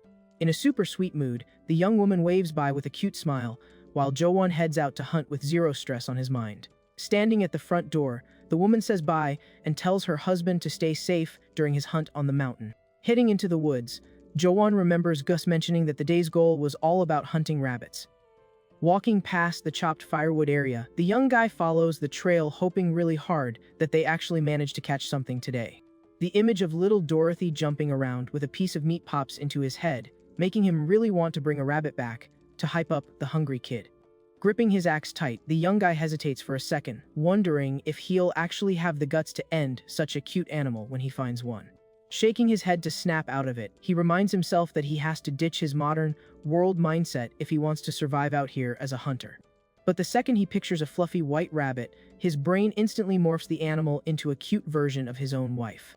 Facepalming in despair, the hero realizes that his partner's resemblance to the animal makes hunting straight up psychological torture. Stepping into the sunlit woods, the young guy prays with all his might that whatever rabbit they find ends up being the ugliest thing on the planet. Hidden deep in the dark leaves, a black monster with glowing red eyes tracks the rookie hunter's every move. Back home after the grind, Joan breathes a sigh of relief now that the daily chores in the yard are wrapped up.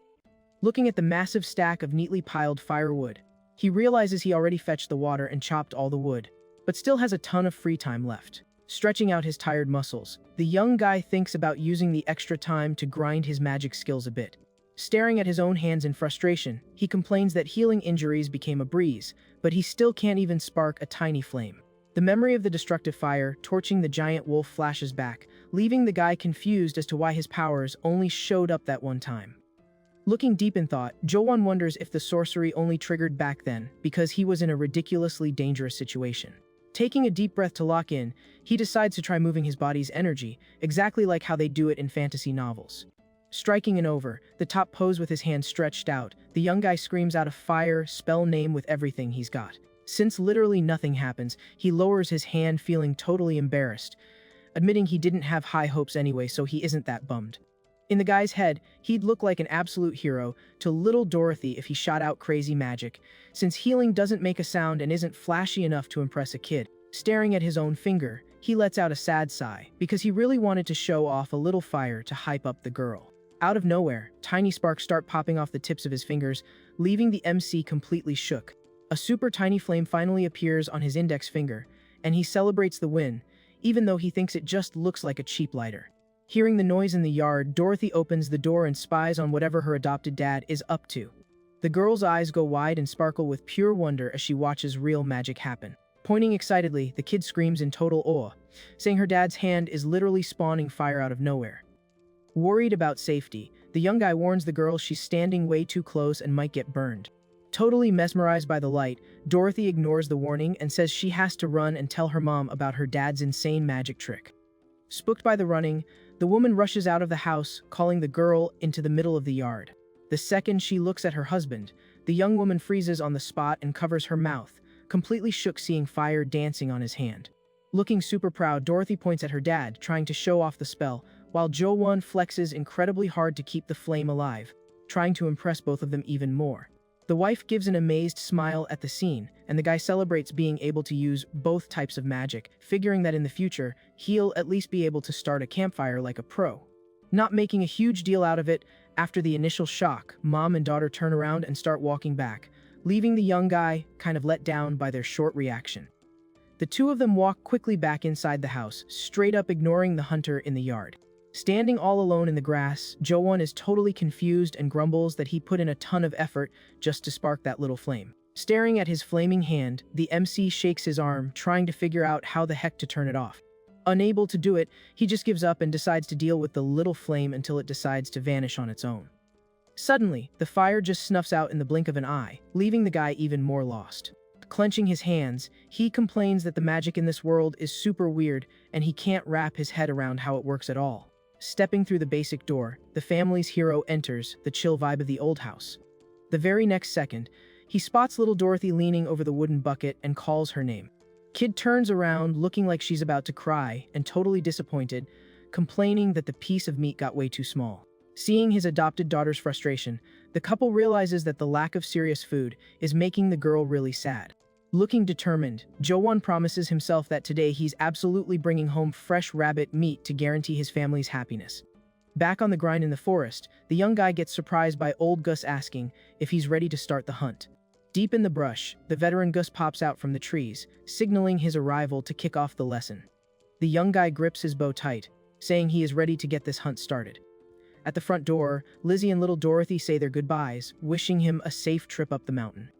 He gives the girl a head pat, praising her for being on her best behavior. The MC also asks his wife to be super careful with the house's security while he's out. Without missing a beat, the young woman steps up and gives her husband a super loving hug, resting her face against his chest. Wanting some attention, Dorothy looks up and announces she wants to get some affection too. Finding the whole thing adorable, he crouches down to give his daughter a kiss, while Lizzie watches the whole thing, looking incredibly happy in the background. The guy kisses the girl's cheek, leaving her glowing with pure joy. But suddenly, he catches a familiar scent and asks if the girl secretly ate meat again, getting an excited answer that leaves the mom totally shocked.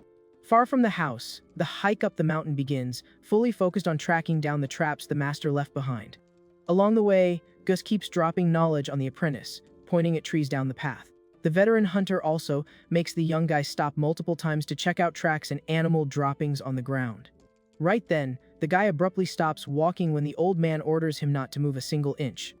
The master points ahead in dead silence, letting him know they finally found the target for today's training. The MC's eyes go wide, completely stunned and unable to process what he's looking at.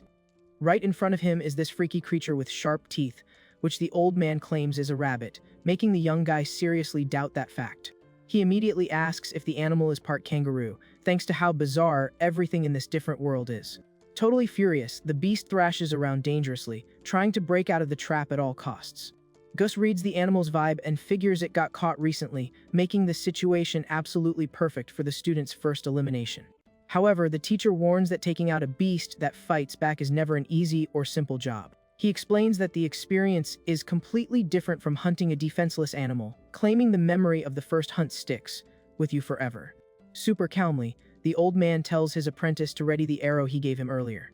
The master praises the young guy's brains for managing to pick up so many words of the local language since he arrived on the mountain. Then he declares that this clutch moment is entirely the rookie's responsibility and steps back. Watching the animal thrash around, the master says he's going to give a practical lesson on how ruthless hunting can really be. The older man orders the student to close the gap and get a bit closer to the trapped beast. As the young guy steps up with his weapon, Gus tells him to aim with precision and shoot the creature in the leg first. Prepping the weapon, Jo-won hears that at first, the target just looks like another random forest animal.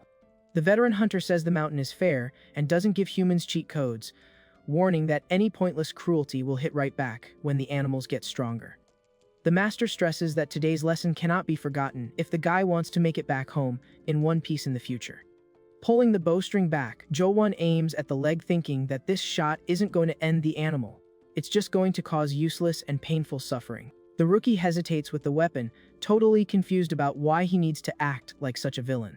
Losing his patience, the old man angrily points his finger, demanding he shoot the paw before even thinking about aiming for the head. The weird creature lets out a loud screech, trying to scare the two of them off and escape the danger. Staring at the prey, the MC gets a bad taste in his mouth, remembering how humiliating his first trip into this cruel world was.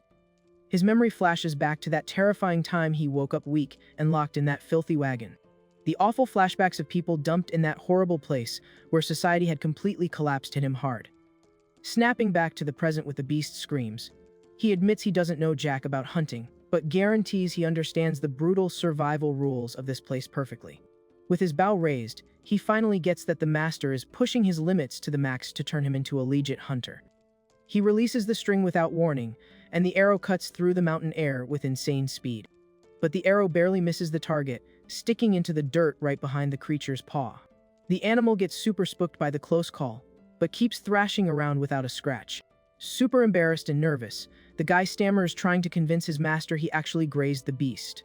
Having zero patience for the fumble, the hunter orders him to shoot again, making the young guy wonder if he seriously has to replay the whole move. The old man demands he aim exactly at the front legs this time, while the guy pulls the string thinking all this cruelty is just too much. Right then, reality hits him and he decides that Lizzie and Dorothy's well-being has to matter way more than the pity he feels for the animal. Locking onto the prey, he tries to block out the beast's crying, convincing himself they are just normal wild animal sounds. Driven by the intense drive to protect and provide for his new family, the young guy releases the arrow with total determination. The arrow flies straight into the animal's glowing eye, while the guy accepts carrying the guilt if it guarantees the safety of his girls. Silence totally takes over the forest after he chooses to drag out the animal's suffering on purpose, instead of just finishing the job quickly. Standing near the downed beast, he reflects that hunting has zero beauty to it, and is just a disruption of the world's natural order. Staring at his own shaking hands, Jo-won realizes this is the harsh reality of the food chain and promises he's never going to forget this moment. The master tosses the dead animals into a sack and tells the young guy to haul it all home, leaving the rookie shocked by the massive amount of food. Showing a lot of hype, the veteran hunter genuinely thanks the student for his hard work. The two start walking through the forest again, with the older man mentioning they just have one last trap to check for the day. However, Jo-won notices something sketchy about the payload and turns his head a bit to check it out. He looks at the dead animals he's hauling on his back, really feeling the heavy weight. The master points at their final destination, telling him to speed up, but the newbie notices that this animal's fur is way different from the rest. Curious about the difference, the MC stops in his tracks instantly and asks the veteran hunter to hold up for a second. Jo-won suggests that instead of taking out this last animal, they could just raise it to have a steady food supply in the future. Using energetic hand gestures, he tries to explain to the master that their fast breeding would act like a solid food stash for hard times. Surprised by the out-of-the-box idea, the master tries to play it cool, finding all that imagination pretty funny. The veteran hunter agrees with the plan on the spot, leaving the student super pumped about getting the green light to change tactics. Being extra careful, the guy ties the prey up tight to guarantee it gets transported alive and safe all the way to the village. The catch is pulled off flawlessly, and the MC carries the family's newest investment on his shoulders, overflowing with pride. Walking on his tiptoes so he doesn't hurt the animal, he adjusts the package with insane gentleness. A fluffy, round little baby rabbit waits in silence in the middle of the sunlit brush. Far away from there, old Gus's simple house stays lonely and super quiet in the middle of the mountains. Once inside the wooden house, the guy reflects on how, during his lonely past life, he never found a single reason to have a family. Focused on carving an object with his knife, he admits that spending time doing this manual labor gives him a really cozy vibe. The MC looks at the wooden piece with a lot of care, realizing he finally found a legit reason to live and grind hard every single day. Suddenly, his attention gets caught by something pretty interesting sitting on one of the master's shelves. He walks over to some old pieces of wood and realizes the symbols carved into them are the alphabet for the local language. Hyped about the chance to level up his speech, Jo-won grabs the boards, positive that learning the language is going to make living with his wife and daughter way easier. Jo-won points at the boards using a ton of hand gestures, trying to ask old Gus in the local language to teach him how to read. The hunter notices the effort and asks, a little surprised, if the newbie seriously wants to study that. Looking dead serious at the guy, the master asks if that's really what he wants. Without hesitating, the MC confirms with total confidence that he wants to learn no matter what. Faced with that much conviction, the old man scratches his head kind of doubtful, trying to wrap his mind around the weird request. Right after, he turns around and walks in silence into the inner part of the wooden house. Digging through an old chest in the corner, the hunter mutters that the young guy is going to need some other gear for this lesson too. Jo-won grips the boards in a little pouch tightly, asking again to be taught. Seeing this, Gus just rolls with the idea and decides to hand over all the study materials to him. Hauling a large green sack packed with stuff, the master calls his student to follow him. The guy obeys immediately, showing a ton of drive. Sitting at a wooden table, the MC gets completely locked in on his studies, using a quill to practice writing on some old paper. Watching the young guys grind from a distance, the teacher thinks he's a super weird dude, completely unable to figure out what good reading does for a peasant out in the middle of nowhere. The letter boards get pinned to the wall, while Gus remembers buying those supplies way back in the day, hoping to get summoned by a noble if he scored some merit in the war. Arresting his legs, the veteran hunter regrets the time he wasted learning how to read. He admits that if he knew his life would end up like this, he wouldn't have even bothered studying. But he quickly turns his head to brush off those depressing thoughts, deciding to leave it all in the past since it just doesn't matter anymore. Looking at the sunlit mountains through the window, he decides it's time to track down signs of the goblins in the forest. Since the monsters probably set up a hidden camp, the master knows he has to head even deeper into the mountains. Dark figures with glowing red eyes are watching from the shadows of the woods. The old man knows that, just like regular animals in the spring, the activity of those beasts ramps up crazy fast this time of year. At that moment, the hunter notices the newbie hyper, focused on studying, thinking he learns way too fast. The master is absolutely certain that, with the right help, Jo-won will turn into a warrior perfectly capable of defending himself. Walking with a limp, old Gus complains that his busted leg is hurting like crazy. He figures this is a clear sign that he's about to run into the goblin pack soon. With a dark, determined look on his face, the master hunter swears to himself that he's going to destroy every single one of those cruel creatures. Far away from there, the peaceful wooden house sits, isolated in the middle of the woods under the daylight. Inside, Lizzie is grinding away, sewing a big piece of cloth, while little Dorothy asks, super hyped, if the new clothes are for her and when they'll be done. The mom patiently agrees. Flashing a sweet smile, the wife asks if the girl even realizes how many times she's asked the exact same question. Bursting with energy, the kid answers she has zero clue. Just then, The sound of the door opening crashes the conversation. The woman stops working and calls out her husband's name, surprised he made it back early.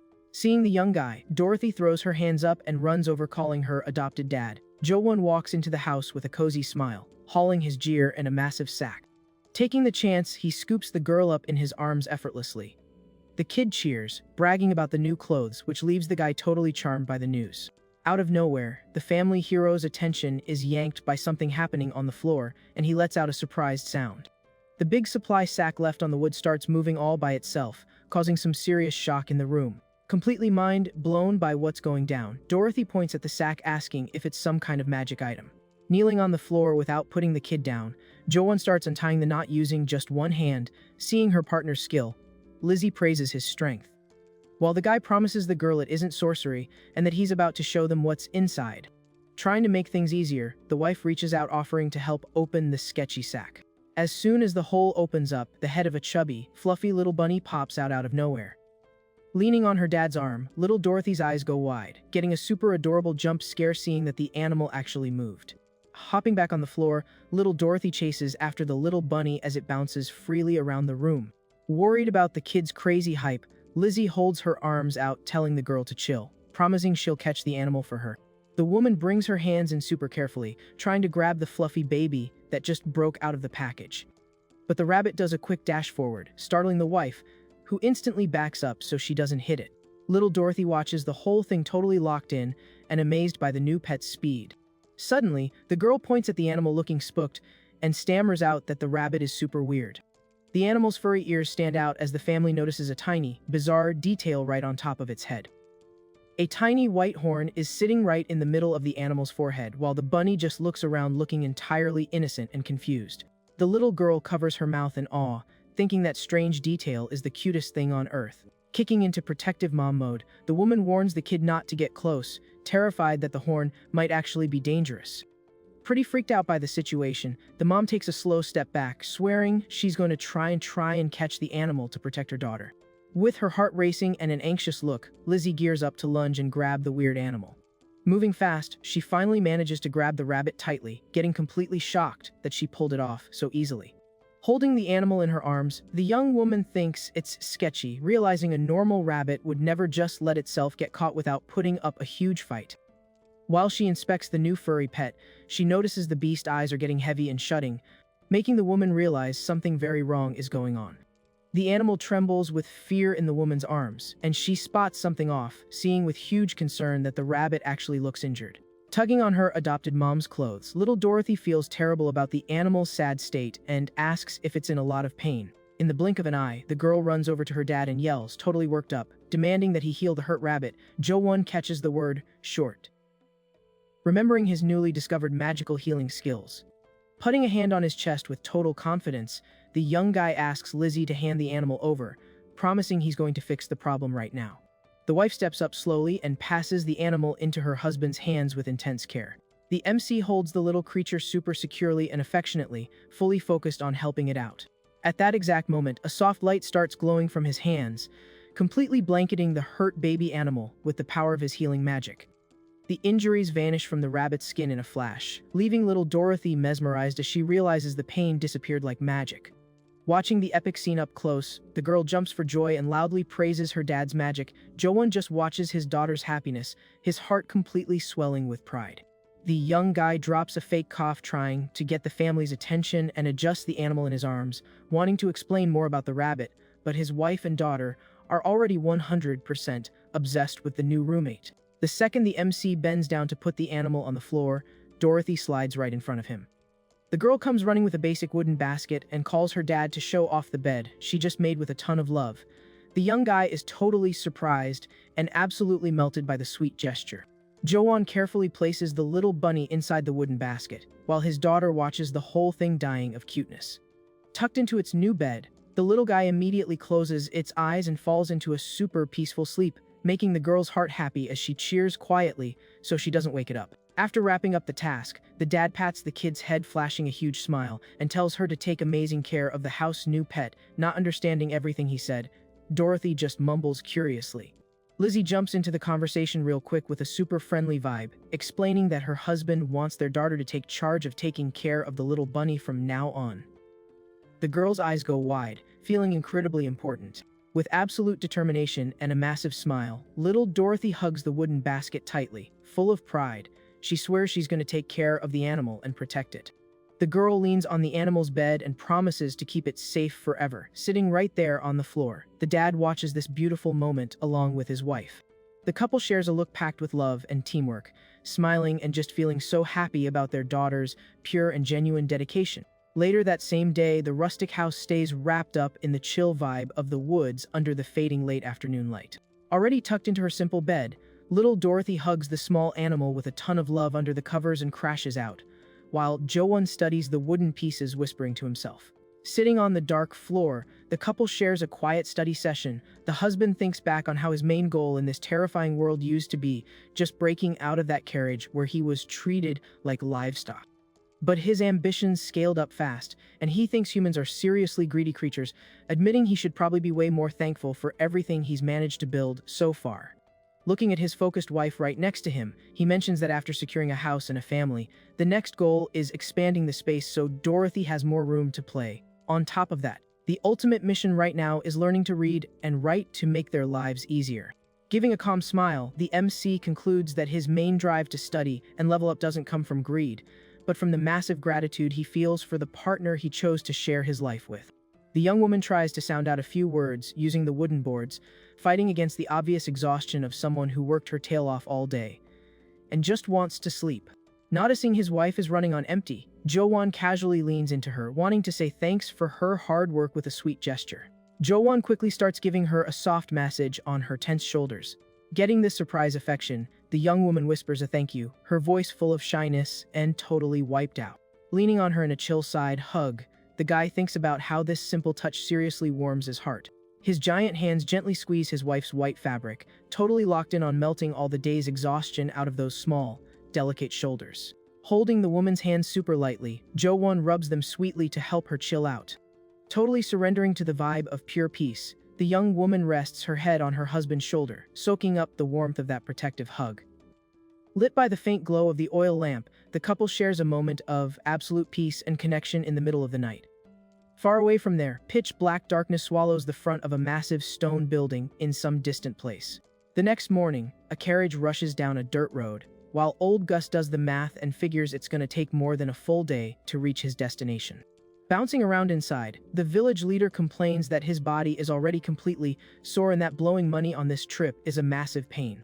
But a greedy smirk creeps onto his face, totally positive that all this hustle is going to pay off big time. The dude remembers Jo-won's jacked physique, wondering why that guardian is so insanely ripped, since the few healers out there are usually tiny and weak. Super hyped about what he found out, he is 100% certain he's going to stack up a ton of gold coins by selling this premium intel. Right then, his attention gets pulled to the other passengers gossiping about rumors that the neighboring country just summoned a ridiculously overpowered warrior. One of the guys in the ride calls cap on the story, thinking the so-called enemy warrior might just be a made-up lie.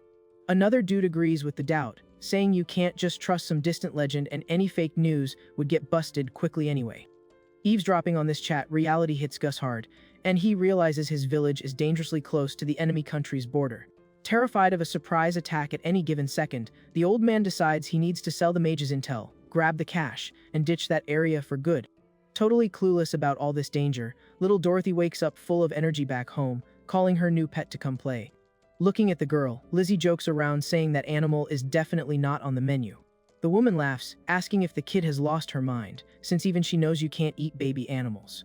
Catching the girl's expression, the young woman tells her to drop the crazy hype if she already got the memo. Like she just remembered something critical. The blonde little girl lets out a yell, remembering she needs to feed the animal. Bursting with energy, Dorothy sprints into the yard, announcing she's going to feed the pets.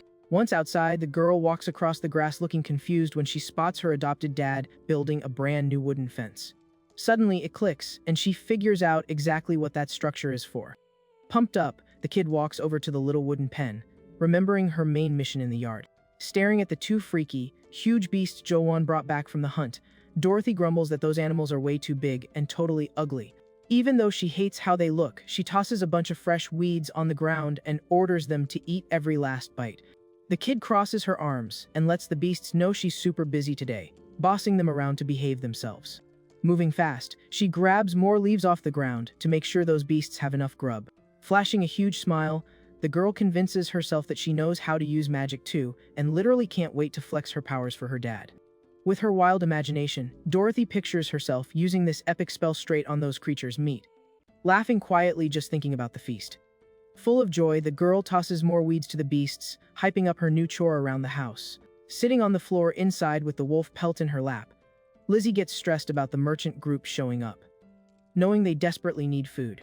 Running her hand over the dark fur, she's positive she could make some solid cash, but she really doesn't want to pawn off her husband's first catch, leaving her super torn. The young woman checks out Joanne's silhouette, thinking he desperately needs new clothes and shoes, on top of them needing to stash food for the family.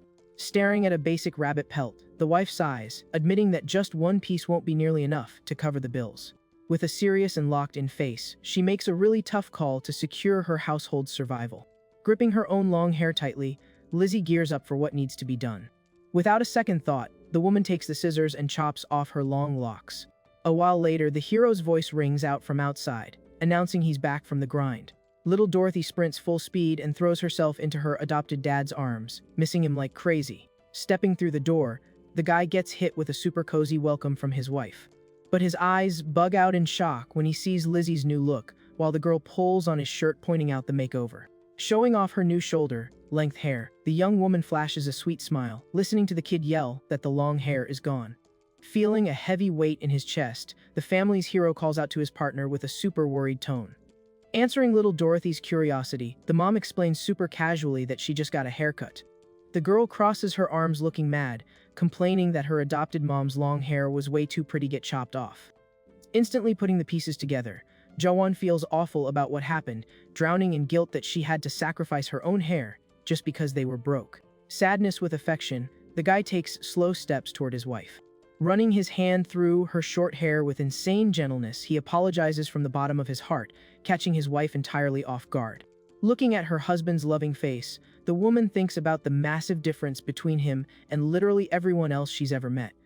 In her mind, Lizzie remembers that the women in this broke area only grow their hair out just to sell it and survive. And treated with so much care, she admits his concern is so sweet that the urge to cry totally takes over. Getting emotional, the young woman throws herself into a bone-crushing hug, crying happy tears just because she feels so incredibly loved. The scene, little Dorothy flashes a radiant smile, feeling her heart warmed by how beautiful her family is.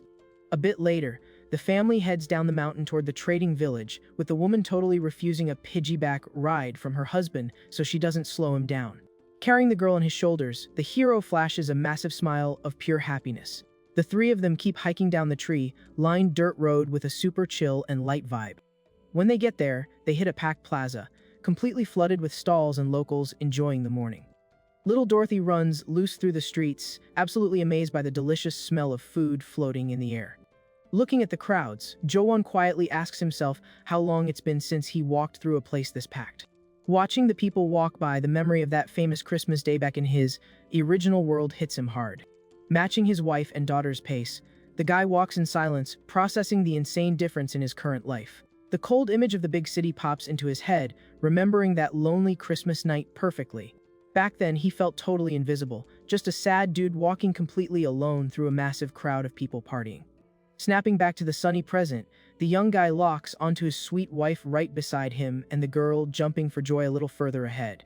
The light heart, he realizes that the feeling of just hanging out with his family is the absolute best thing in the world, while the kid picks up the pace in total awe.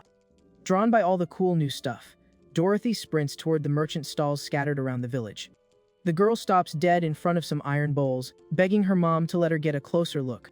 Right next door, a vendor's shouts grab the customer's attention, promising to pay top dollar for high-quality goods. The blonde little girl watches the hustle, completely enchanted by all the new stuff in this place. Out of nowhere, a kid dressed in fancy clothes spots Dorothy, stopping in his tracks instantly. Staring at the girl from a distance, the rich kid thinks her face looks super familiar, while the girl thinks the intense stare is creepy and gets confused. Jo-won tells his wife not to let the kid out of her sight, while the wealthy boy stays curious, thinking Dorothy looks exactly like someone he knows. Close by, the family's negotiation kicks off, with the vendor carefully inspecting the hair Lizzie decided to pawn. The merchant lets out a tired sigh, dropping a heavy, tense vibe while the two wait to hear the final offer. Sadly, the guy claims the market is flooded with this product, lowballing the price hard and leaving the woman super bummed out by the offer. Checking out the merchandise, the vendor realizes the pelt is actually premium quality and super thick, but decides to keep that to himself so he can scam them. With zero shame, he lies to her face saying he can only trade the item for cheap junk, silently celebrating when he sees the young woman hesitate and almost fall for his trap. Thinking he just scored an easy win, the guy says he'll throw together some basic items to seal the deal. But Jo-won spawns out of nowhere and puts his hands on his wife's shoulders, making the vendor absolutely freeze in terror seeing the size of that absolute unit. The hero just glares at the scammer in dead silence with an incredibly intimidating look. Giving him zero room to talk, the guy yanks the rabbit pelt back with a ton of force. The merchant tries to hold on to the product, but instantly folds when he feels the young guy's ridiculous strength. Holding the pelt, Jo-won tells Lizzie they're bouncing to another village, stating the lie is written all over that guy's face. Seeing the sale crash and burn, the merchant panics, but the young woman points out the other village is way too far away. Cut off before he could even try to negotiate, the man freaks out over the giant guy's stance, while the wife is totally shook realizing she was about to get scammed. Trying to play it off, the vendor asks who's lying and swears on his life he was just giving the standard local price, making the woman realize how being clueless almost cost her serious money. Backed into a corner, the scammer folds completely, saying he'll cover the loss and offering salt, a pot, and even men's clothes to make the trade happen. The young woman is super surprised by the guy's totally sudden attitude switch. But the MC doesn't back down and insists they need to find a place that actually pays a fair price for their grind. Worried about the long trip, he warns that the market is far and offers to carry her, which makes his partner get super flustered as she turns him down saying she can walk just fine. Seeing the two walk away, the vendor screams in desperation begging them to hold up, confessing that pelt was literally the best product he's ever seen. Completely ignoring the scammer's whining, the couple just keeps strolling casually through the fair. Totally devastated, the merchant cries quietly realizing he just fumbled an epic deal. The family dips out of the market center, weaving past the stalls and the local crowd. Catching the curious looks from other kids, Dorothy points at the young guy with massive pride and yells that he's her dad, while the woman tells her to speed up. The girl runs around doing little hops in front of them, bragging to literally everyone about her adopted dad. The trip stays chill and bright, with sunlight filtering perfectly through the leaves of the local trees. Safe and sound enjoying the ride, little Dorothy soaks in the nice smell around her, realizing her insanely strong dad keeps her completely protected. Half asleep, the girl wonders why the weather got so warm all of a sudden, remembering she was freezing just a minute ago. It clicks instantly when she notices the hero actually tucked her inside his own jacket to keep her warm during the trek. Out of nowhere, the kid pokes her head out of the coat, remembering something incredibly important. Freaking out, she begs her dad to put her down immediately, warning him she desperately needs to go feed her new pet. Going along with it, Jo-won crouches down and drops the girl off on the dirt road super carefully. Dorothy takes off sprinting toward the old house, screaming at the top of her lungs to announce she's home. Not wasting a single second, the little girl heads straight for the plants to grab the fresh food she set aside earlier. Glowing with happiness, the kid runs over holding a handful of fresh leaves, offering the food to the animal. But the girl's eyes go wide in a mix of pure shock and total disbelief. Staring at the little wooden bed, she realizes her precious bunny vanished without a trace. Dropping the weeds on the floor, the girl collapses into a completely heartbreaking crying fit. Lizzie comes running over in full panic mode to find out what happened while the girl sobs non-stop trying to explain that the pet is gone. The woman freaks out seeing her daughter's misery, quietly begging for the animal to come back. Right then, the hero hits the yard trying to figure out why there's so much drama going on. Looking at the empty bucket, the guy hears his wife's awful news about the cute animal's escape. But the young guy quickly notices that Lizzie is crying too, and she's heartbroken because of all the insane effort her husband put in the forest to catch the creature. Jo-won just stands there completely silent, thinking it straight up ridiculous that they are both bawling their eyes out just because a pet ran away. Unable to hold it in, he lets out a massive, loud laugh right in the middle of the yard. Furious at his reaction, little Dorothy slaps his leg screaming she hates him, while he tries to chill her out saying he can easily just catch another one in the woods. Laughing at this super adorable situation, the MC feels his chest fill with pure joy, totally amazed by his luck to be able to share tears, and laughs over such totally simple things. Far away from that cozy vibe, old Gus walks in silence through the shadows of a rocky area on the mountain. Flashing a dead serious and determined face, the veteran hunter whispers to himself that the moment he's been waiting for is finally here. The creepy image of the hidden camp in the rocks reveals the hideout of those brutal beasts. A giant dangerous goblin lets out a loud, raspy roar in the dark, flashing its red eyes and razor-sharp teeth.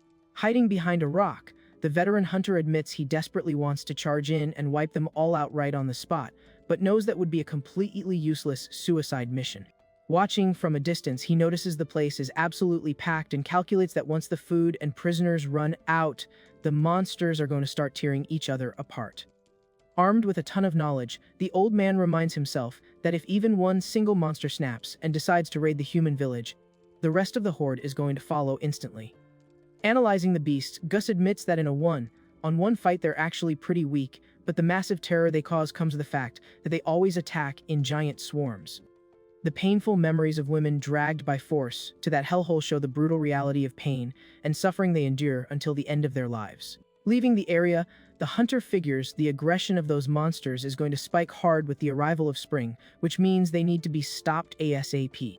Leaning on his cane, he hikes back down the trail, absolutely certain he's going to need that giant guy's muscle to pull off his master plan. The image of Joan's grateful smile weighs heavy on the old man's conscience, making him feel incredibly guilty about having to use the innocent newbie. Swallowing his regret, Gus keeps walking, accepting that he has literally no other choice but to send his apprentice to slaughter the monsters. Switching scenes, the morning kicks off super chill at the wooden house, with the partner stretching and yawning near the door. Right then, she hears her husband's heavy footsteps in the yard and shifts her attention to the garden. The woman strolls slowly across the lawn to welcome the hero, who just got back from his morning hunt. As soon as she gets close, Lizzie gets a massive jump scare seeing the hunted animal in his hands, while Joan says good morning and asks if she just woke up. Curious, the partner asks if he managed to catch another pet, making the guy feel pretty awkward while he holds his tool. The MC's memory flashes back to the start of the day, recalling his failed attempt to catch the beast alive using his bare hands. Putting in maximum effort, he took a desperate dive at the dirt, but the speedy creature jumped away without breaking a sweat. Dodging the attack, the little bunny landed completely safe and without a single scratch. Lying in the dirt and incredibly annoyed, the young guy accepted that the plan to bring home a live pet was a total bust. Taken over by the urge to win, he scowled and swore he wasn't going to quit, guaranteeing he'd catch that animal no matter what. The mission turned into a crazy, unhinged chase through the forest, with the hero sprinting like a maniac after the tiny prey. Snapping back to the present in the yard, he hides his embarrassment by laughing loud and lying that catching the animal was super easy, getting hyped applause from his amazed wife. The young woman steps close, touching his arm super sweetly, asking how they should cook up that delicious meat. In a quick and fun chat, the couple can't agree on whether they should salt or roast the catch until the woman decides the best move is throwing the meat on the fire. Petting her hair, Joan plays along and happily decides the dish is going to be an epic roast with a salt crust. Holding the clean pelt, Lizzie flashes a huge smile, promising the food is going to be amazing and telling him to get ready for an absolute feast. Hours later, the guy flips the meat on a makeshift spit, imagining the smoky wood smell is going to make the seasoning and veggies taste absolutely insane. Messing with the wood underneath, he notices the fire is dying down and needs more logs to keep the coals hot. Standing near the fire, the young guy stares at the flames looking super focused, raising his index finger as a crazy bold idea hits him. Staring at the tiny spark on his finger, Joan admits he thinks this power is completely useless, but deep down, he figures it might actually be good for something. The young guy keeps rotating the roast over the fire, locked in on getting a perfect golden crust before Lizzie and little Dorothy start starving. Right then, he points his index finger straight at the food, generating some shiny little sparks. A sudden explosion of fire completely swallows the food, leaving the young guy absolutely panicking over the intense heat. Waving his hands like crazy, he begs the fire to stop right that second, since the food is for his family and absolutely cannot get burned. When the fire cuts out super fast, the house's hero is left totally confused as to why his magic decided to work right now, after so many failed attempts. Digging through his memories, he recalls the fight against the giant wolf, realizing the flames didn't shoot out of his own body, but spawned directly onto the monster. Putting a hand on his chin, the hero figures out the magic triggers directly on the target's skin, and not in his hands, which explains why he never burns himself, and immediately decides to test the theory. Kneeling next to the spit, he focuses hard, picturing the flames wrapping around the food super carefully just to roast it. With his eyes closed, the young guy Hyper focuses on the goal of getting the food to the perfect color. The food starts glowing with a super bright orange light, shocking the guy as he sees his idea actually worked flawlessly.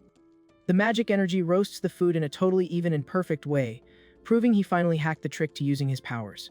Completely mind-blown by his own level up, Joan sits on the rock totally shook that he managed to pull off such an insane magical roast. Inside the house, the food gets plated on a rustic dish, giving off an incredible smell, making his wife ask in awe about the recipe, while he plays it cool just calling it a roast. Sitting at the table, Lizzie thinks the name of the food is weird, while little Dorothy bangs on the table celebrating with crazy energy that she's finally going to eat some meat. Using his body weight, the guy pulls the legs off the roast to split up the best pieces. He hands the food over to his wife and daughter, politely offering it so they can taste the dish. The two of them take massive bites at the exact same time, totally blown away by the epic flavor. Lizzie lets out a super satisfied sound, while Dorothy's eyes go wide and sparkle as she hypes up how amazing the meal tastes. Watching the scene with his face resting on his hand, Joan thinks he finally gets the saying that just seeing your family eat well is enough to fill your stomach and bring you joy. Enjoying the chill dinner with his favorite girls, he realizes that, once he caught the vibe, using fire magic turned out to be insanely easy. The next day, the guy trains in his backyard, successfully dropping fire on an object way in the distance without flexing a single muscle. Staring at the rock completely scorched by the heat, reality hits him hard. If he uses this power on people or monsters, he's holding an absurdly terrifying weapon in his hands. Looking at his own hands, the hero celebrates mastering both healing and destruction, 100% certain he can protect Lizzie and Dorothy from any threat now. The image of that weird Santa Claus pops into his head, making the guy suspect the old man gave him these specific spells on purpose to guarantee the safety and happiness of his new family. Staring up at the blue mountain sky, he decides maybe he should build a shrine and leave some food as a thank you when Christmas rolls around. Suddenly, the hero's attention is hijacked by a noise inside, noticing the family pet is already awake. Inside, little Dorothy walks around super hyped holding the wooden basket, announcing she's going to give the pet a grand tour of the whole house. The girl points straight at the wood stove, explaining to the animal that this is the kitchen zone where all the delicious meals are crafted. The weird little animal just stares at everything with intense curiosity, while the kid doubles down that this room is the most VIP spot of all. Continuing the tour, the girl points at the wooden divider, showing off all the corners of the house to her new little buddy. Right after, the kid marches over to her mom who is organizing stuff, telling the creature she's about to show off someone super important.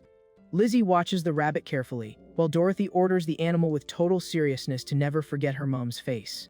At that moment, the door swings wide open and the MC walks in, getting hit with a massive cheer of joy from the girl. The adopted dad rubs the kid's head with a ton of love, playing along when she tells the pet to say hi to him. Flashing a huge smile, the young guy gets a hilarious jump scare when the girl decides the animal's name is going to be Dorothy. The two adults stare at each other totally confused by the name choice, wondering what on earth the girl means by that. Lizzie tilts her head for a second, catching the innocence of the joke and figuring out the meaning behind the confusing line. Suddenly, the woman goes into total shock, imagining something entirely different, stuttering the girl's name in pure disbelief. Joan starts sweating bullets, noticing the massive misunderstanding, realizing his wife thinks the blonde little girl is pregnant just because of the shape of the animal's belly. Terrified by his wife's crazy conclusion, the young guy drops to his knees on the floor, desperately trying to explain himself. Picturing a flying angel baby up in the sky, Lizzie grabs her husband's clothes in full panic, genuinely believing there is a life growing right there. The woman's eyes bug out, shocked by the impossible situation, thinking the news is the most bizarre thing she's ever heard. Waving his hands in a total panic, the husband denies the whole story, swearing there is zero baby and begging her to completely delete that word from her brain, leaving his partner super lost. Wiping the sweat off his face, he breathes a huge sigh of relief after clearing up the mess, thinking it's way too early for them to have kids and they need to secure way more stability before that happens. Curious about the hero's reaction, Dorothy tilts her head holding the pet and asks why he's on his knees on the floor. With a super loving look on his face, Jawan smiles and decides the main goal right now is building an unbreakable bond with the girl, giving her all the love she never got. The kid flashes a giant smile, joking that her dad looks exactly like the family pet right at that second. Looking away worried, the guy notices the animal's horn grew insanely fast. Remembering he ignored the detail at first, just because he had already seen magic and giant wolves before. Staring at the freaky animal, the family dad mentally questions if it's actually safe to let such a weird creature hang around his girls. A while later, Jo-won checks out the bamboo fence he built in the yard, debating the tough call between letting the baby animal loose in the woods or locking it up outside. The images of Lizzie and Dorothy whining aggressively in the house pop into his head, admitting the two got so attached to the pet in just a few days that he just had to cave. Leaning on the fence, the young guy figures that outside of the weird horn, the monster acts exactly like a harmless rabbit, and he really misses old Gus to help clear up his doubts. Thinking about the professor hiking around the dangerous mountain, the newbie gets stressed over his 5-day MIA status, knowing the old guy's age and busted leg don't let him push himself too hard. Staring at his own hand, Jo-won plans to drop the secret about his healing magic once he fully trusts the hunter, planning to fix the guy's leg. Touching the simple fence, the young guy feels massive respect for all the coaching and help he received, promising himself he's going to pay back the kindness one day. The MC flashes a warm smile, figuring that in a world where they are completely on their own, the veteran hunter would make a flawless grandpa figure for the girl. Watching his wife and daughter chilling together, he realizes the old man would also be a fantastic father figure to fill the void Lizzie feels. Sitting on the dirt in the yard, he deduces that mages are incredibly rare out here, which makes using flashy spells a massive hazard for his family's safety. Showing a dead serious and focused face, the hero decides to train his internal heat control so he can use it daily without baiting invaders. Searching for absolute focus, Jo-won pictures his own energy glowing bright red, exactly like hot volcanic lava. The young guy flexes the fingers on his right arm, trying to channel all that magic energy straight through his body. With sweat dripping down his face from the intense effort, the hero quietly asks himself if the training finally worked. Looking at the pieces of wood jammed into the ground acting as targets, he gets frustrated seeing zero changes and wonders if the heat was just too weak, or if he aimed the energy completely wrong. Letting out a tired sigh, the MC drops his arm, thinking he still needs a ton of skill to actually control his magic power from the inside. Out of nowhere, the wood pieces start glowing orange and catch fire from the inside out, making the newbie scream and celebrate like crazy. Realizing the danger of starting a yard fire, the young guy runs in a panic, grabbing a full bucket and screaming for water. Moving lightning fast, the family's hero dumps the whole bucket of water on the burning wood to instantly kill the flames. Smoke rises from the now cooled wood, making the young guy realize the sorcery was a total success, incinerating the target from the inside without showing any fire on the outside. Jo-won's face lights up with a massive victory smile for mastering the technique so fast, until he gets interrupted by his daughter's happy voice calling for him. Little Dorothy runs freely across the yard grass, calling her dad inside because the massive meat feast is finally ready. Overflowing with energy and absolutely fearless, the girl takes a massive leap straight at her adopted dad. The hero catches the kid mid-air with a rock-solid grip, giving her a sweet scolding about how dangerous jumping that high is, while she just totally ignores the warning, locked in on the plate of food. They walking toward the house with the girl in his arms, Jo-won accepts the dinner invite, and the kid happily hypes up the epic meal waiting for them. But out of nowhere, the MC's solid footsteps halt right in the middle of the garden, silently shifting his gaze to the edge of the forest. Holding the kid in his arms, Jo-won keeps his eyes locked on the sky right above the tree line. He spots a massive flock of birds circling the area, finding the movement incredibly sketchy. The young guy thinks he hasn't seen animals acting like that since he first hit the mountains, but quickly turns his head and changes the subject. Super agitated, little Dorothy yells that the food is already getting cold, making her adopted dad apologize for spacing out. With that, the two go back to walking happily through the yard to finally crush their massive dinner. A bit later that same day, the veteran Gus pops up near the wooden fence calling the newbie outside. Walking across the grass, the MC tries to figure out the reason behind the surprise visit, since the professor usually only shows up in the dead of night. The veteran hunter checks out the new fence being built, and the guy justifies it saying the mountain is sketchy because of wolves and random strangers. Right then, Jo-won asks what the old man is doing here at this hour, getting the reply that today's class is all about crafting a bow. Gus turns his back and announces they are just going to build a toy weapon first before trying to craft a real bow. Wasting zero time, the veteran hunter orders his student to follow him fast, since they don't have a lot of time to spare. The young guy follows the order immediately and trails the man to the work zone behind the house. Stopping in front of a chunk of wood, the master tells the MC to pay extreme attention to every single detail. He drops a thick piece of firewood on top of the chopping block while holding an axe. Ready to get to work, Gus shows off a smaller piece of wood, stating they need to sort this out before anything else. Using a heavy, basic tool, the man starts hammering the smaller piece, locking it into the top of the firewood. He executes the move with insane precision, breaking down the technique step by step. The hunter explains you can't drive the tool in too deep, showing how to make the cut little by little. Watching closely, the young guy figures out the strat isn't to shatter the material all at once, but to use multiple small wedges to split the trunk slowly. Hours slide by and the afternoon stays super chill under the simple roof of the isolated old house.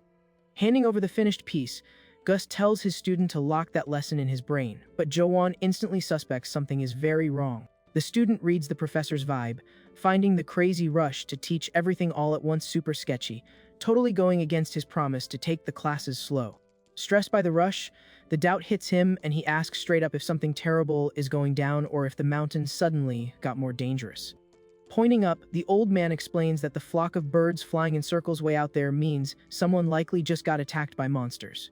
Right after, he hands the basic weapon over to the young guy, ordering him to use it strictly for practice. Already heading out, the old man warns that the rest of the lessons are on hold, and the guy just says, "Thanks for the coaching." The veteran hunter hits the forest trail, leaving the young guy behind.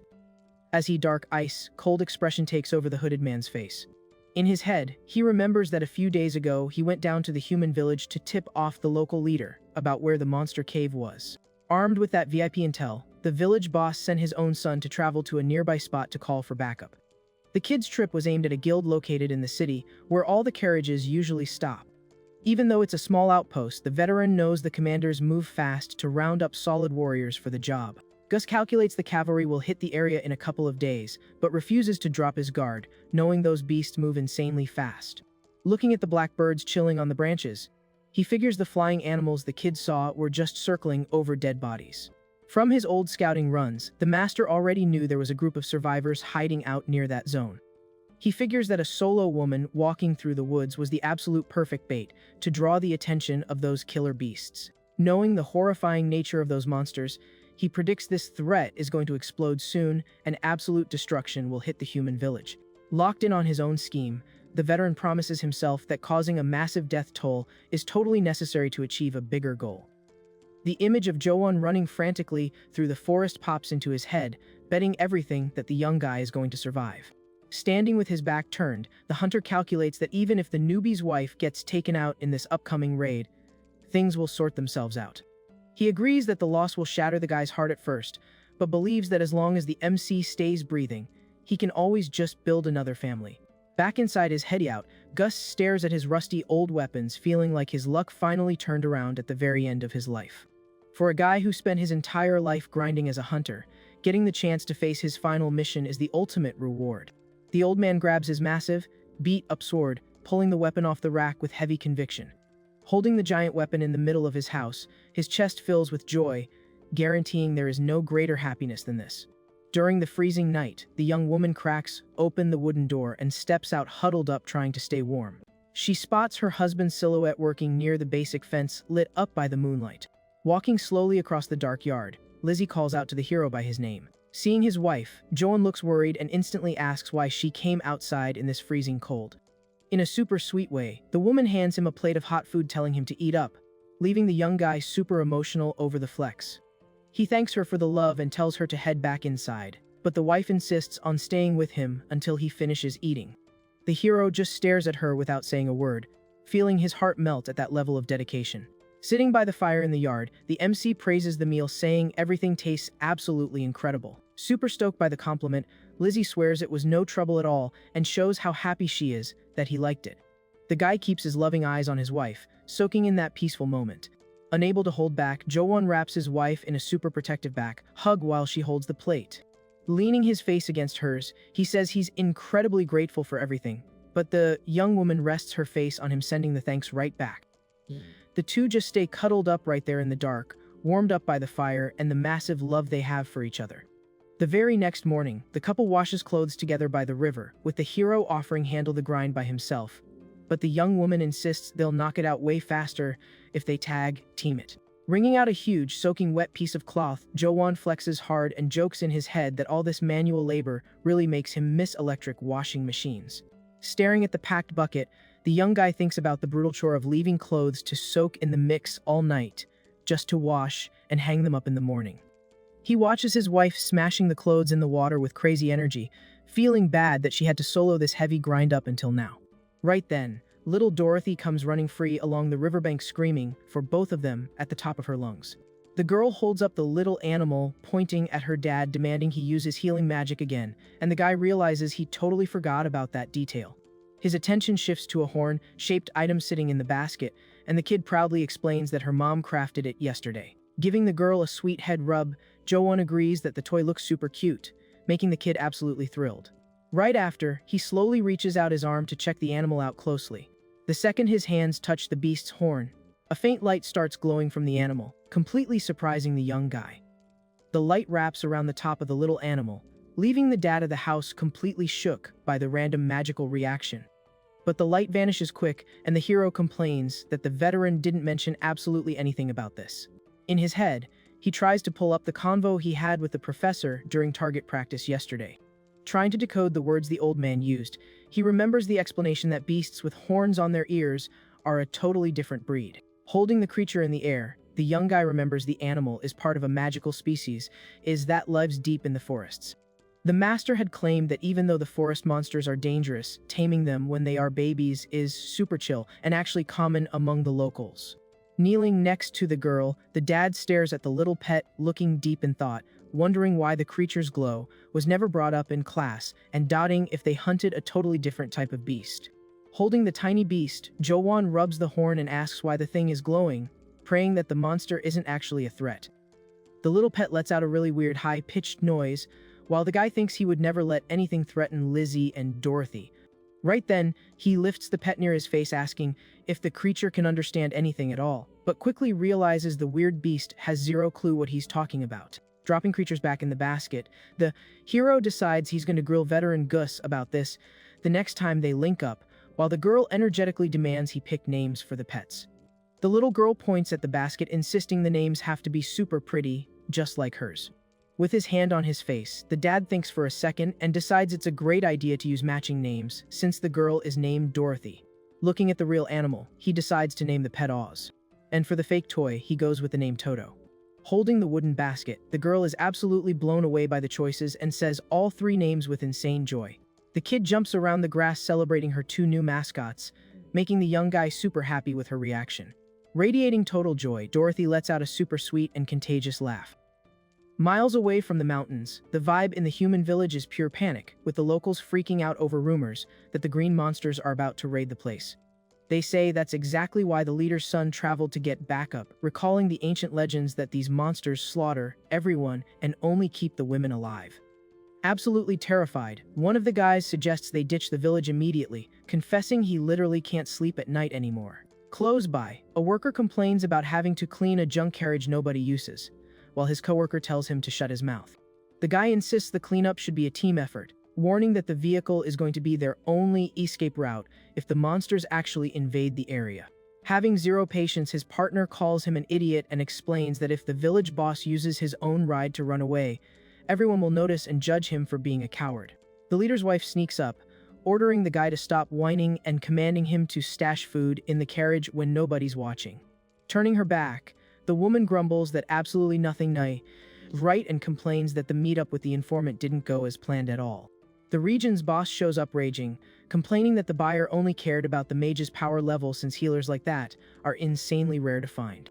Punching the crates out of pure anger, the leader screams that literally none of his master plans are working. Deep in the forest, the veteran Gus hides in the branches, while a terrifying roar shatters the silence of the woods. The hunter watches the goblins brutally beating each other up, thinking that the rotten temper of those beasts always starts fights. With the heavy impact of a massive brawl between the monsters, the master realizes a riot just kicked off, proving that the lack of food and their pure evil finally hit the breaking point. He is absolutely certain that the losers of the brawl are going to get kicked out and will march straight toward the human village looking for women, but thinks this is happening way too soon. The hunter calculates that if the beasts attack before the cavalry arrives, his entire flawless plan is going to get wrecked, deciding to use an emergency item to reroute the monsters. Figuring out which way the goblins should go, the image of the old wooden house pops into his head as the absolute perfect target. The old man's face turns terrifying as he guarantees that the isolated house is going to be perfect for stalling the monsters. In his memories, he remembers little Dorothy as a terrified girl who never smiled and was constantly running away from people. Thinking about the girl who finally found happiness, the old man agrees it's a shame she discovered joy right at this moment, but admits the time for feeling any guilt has totally passed. To silence his own conscience, Gus convinces himself that the woman and kid are just outsiders with zero ties to the village, making them the absolute perfect sacrifice. A painful flashback takes over his mind, remembering the time he trained his own kid from a young age to become a hunter. Back in the day, the old man cried saying the boy was an incredible hunter, but failed completely as a human being, mourning that this path would only lead to tragedy. However, the kid just completely ignored his dad's advice, stating with pure ice in his veins that his life was flawless exactly the way it was. Snapping back to the brutal vibe of the dense forest, the veteran hunter stays locked into his ruthless choice.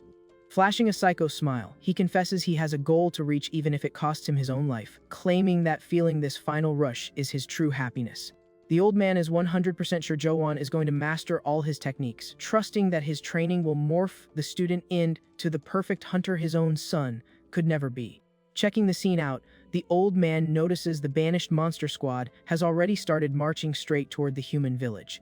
Moving fast, he reaches into his supply sack and pulls out the emergency item he kept stashed away. With a quick toss, the veteran throws the object into the brush to hijack the monster's attention and drag them straight toward the rustic house.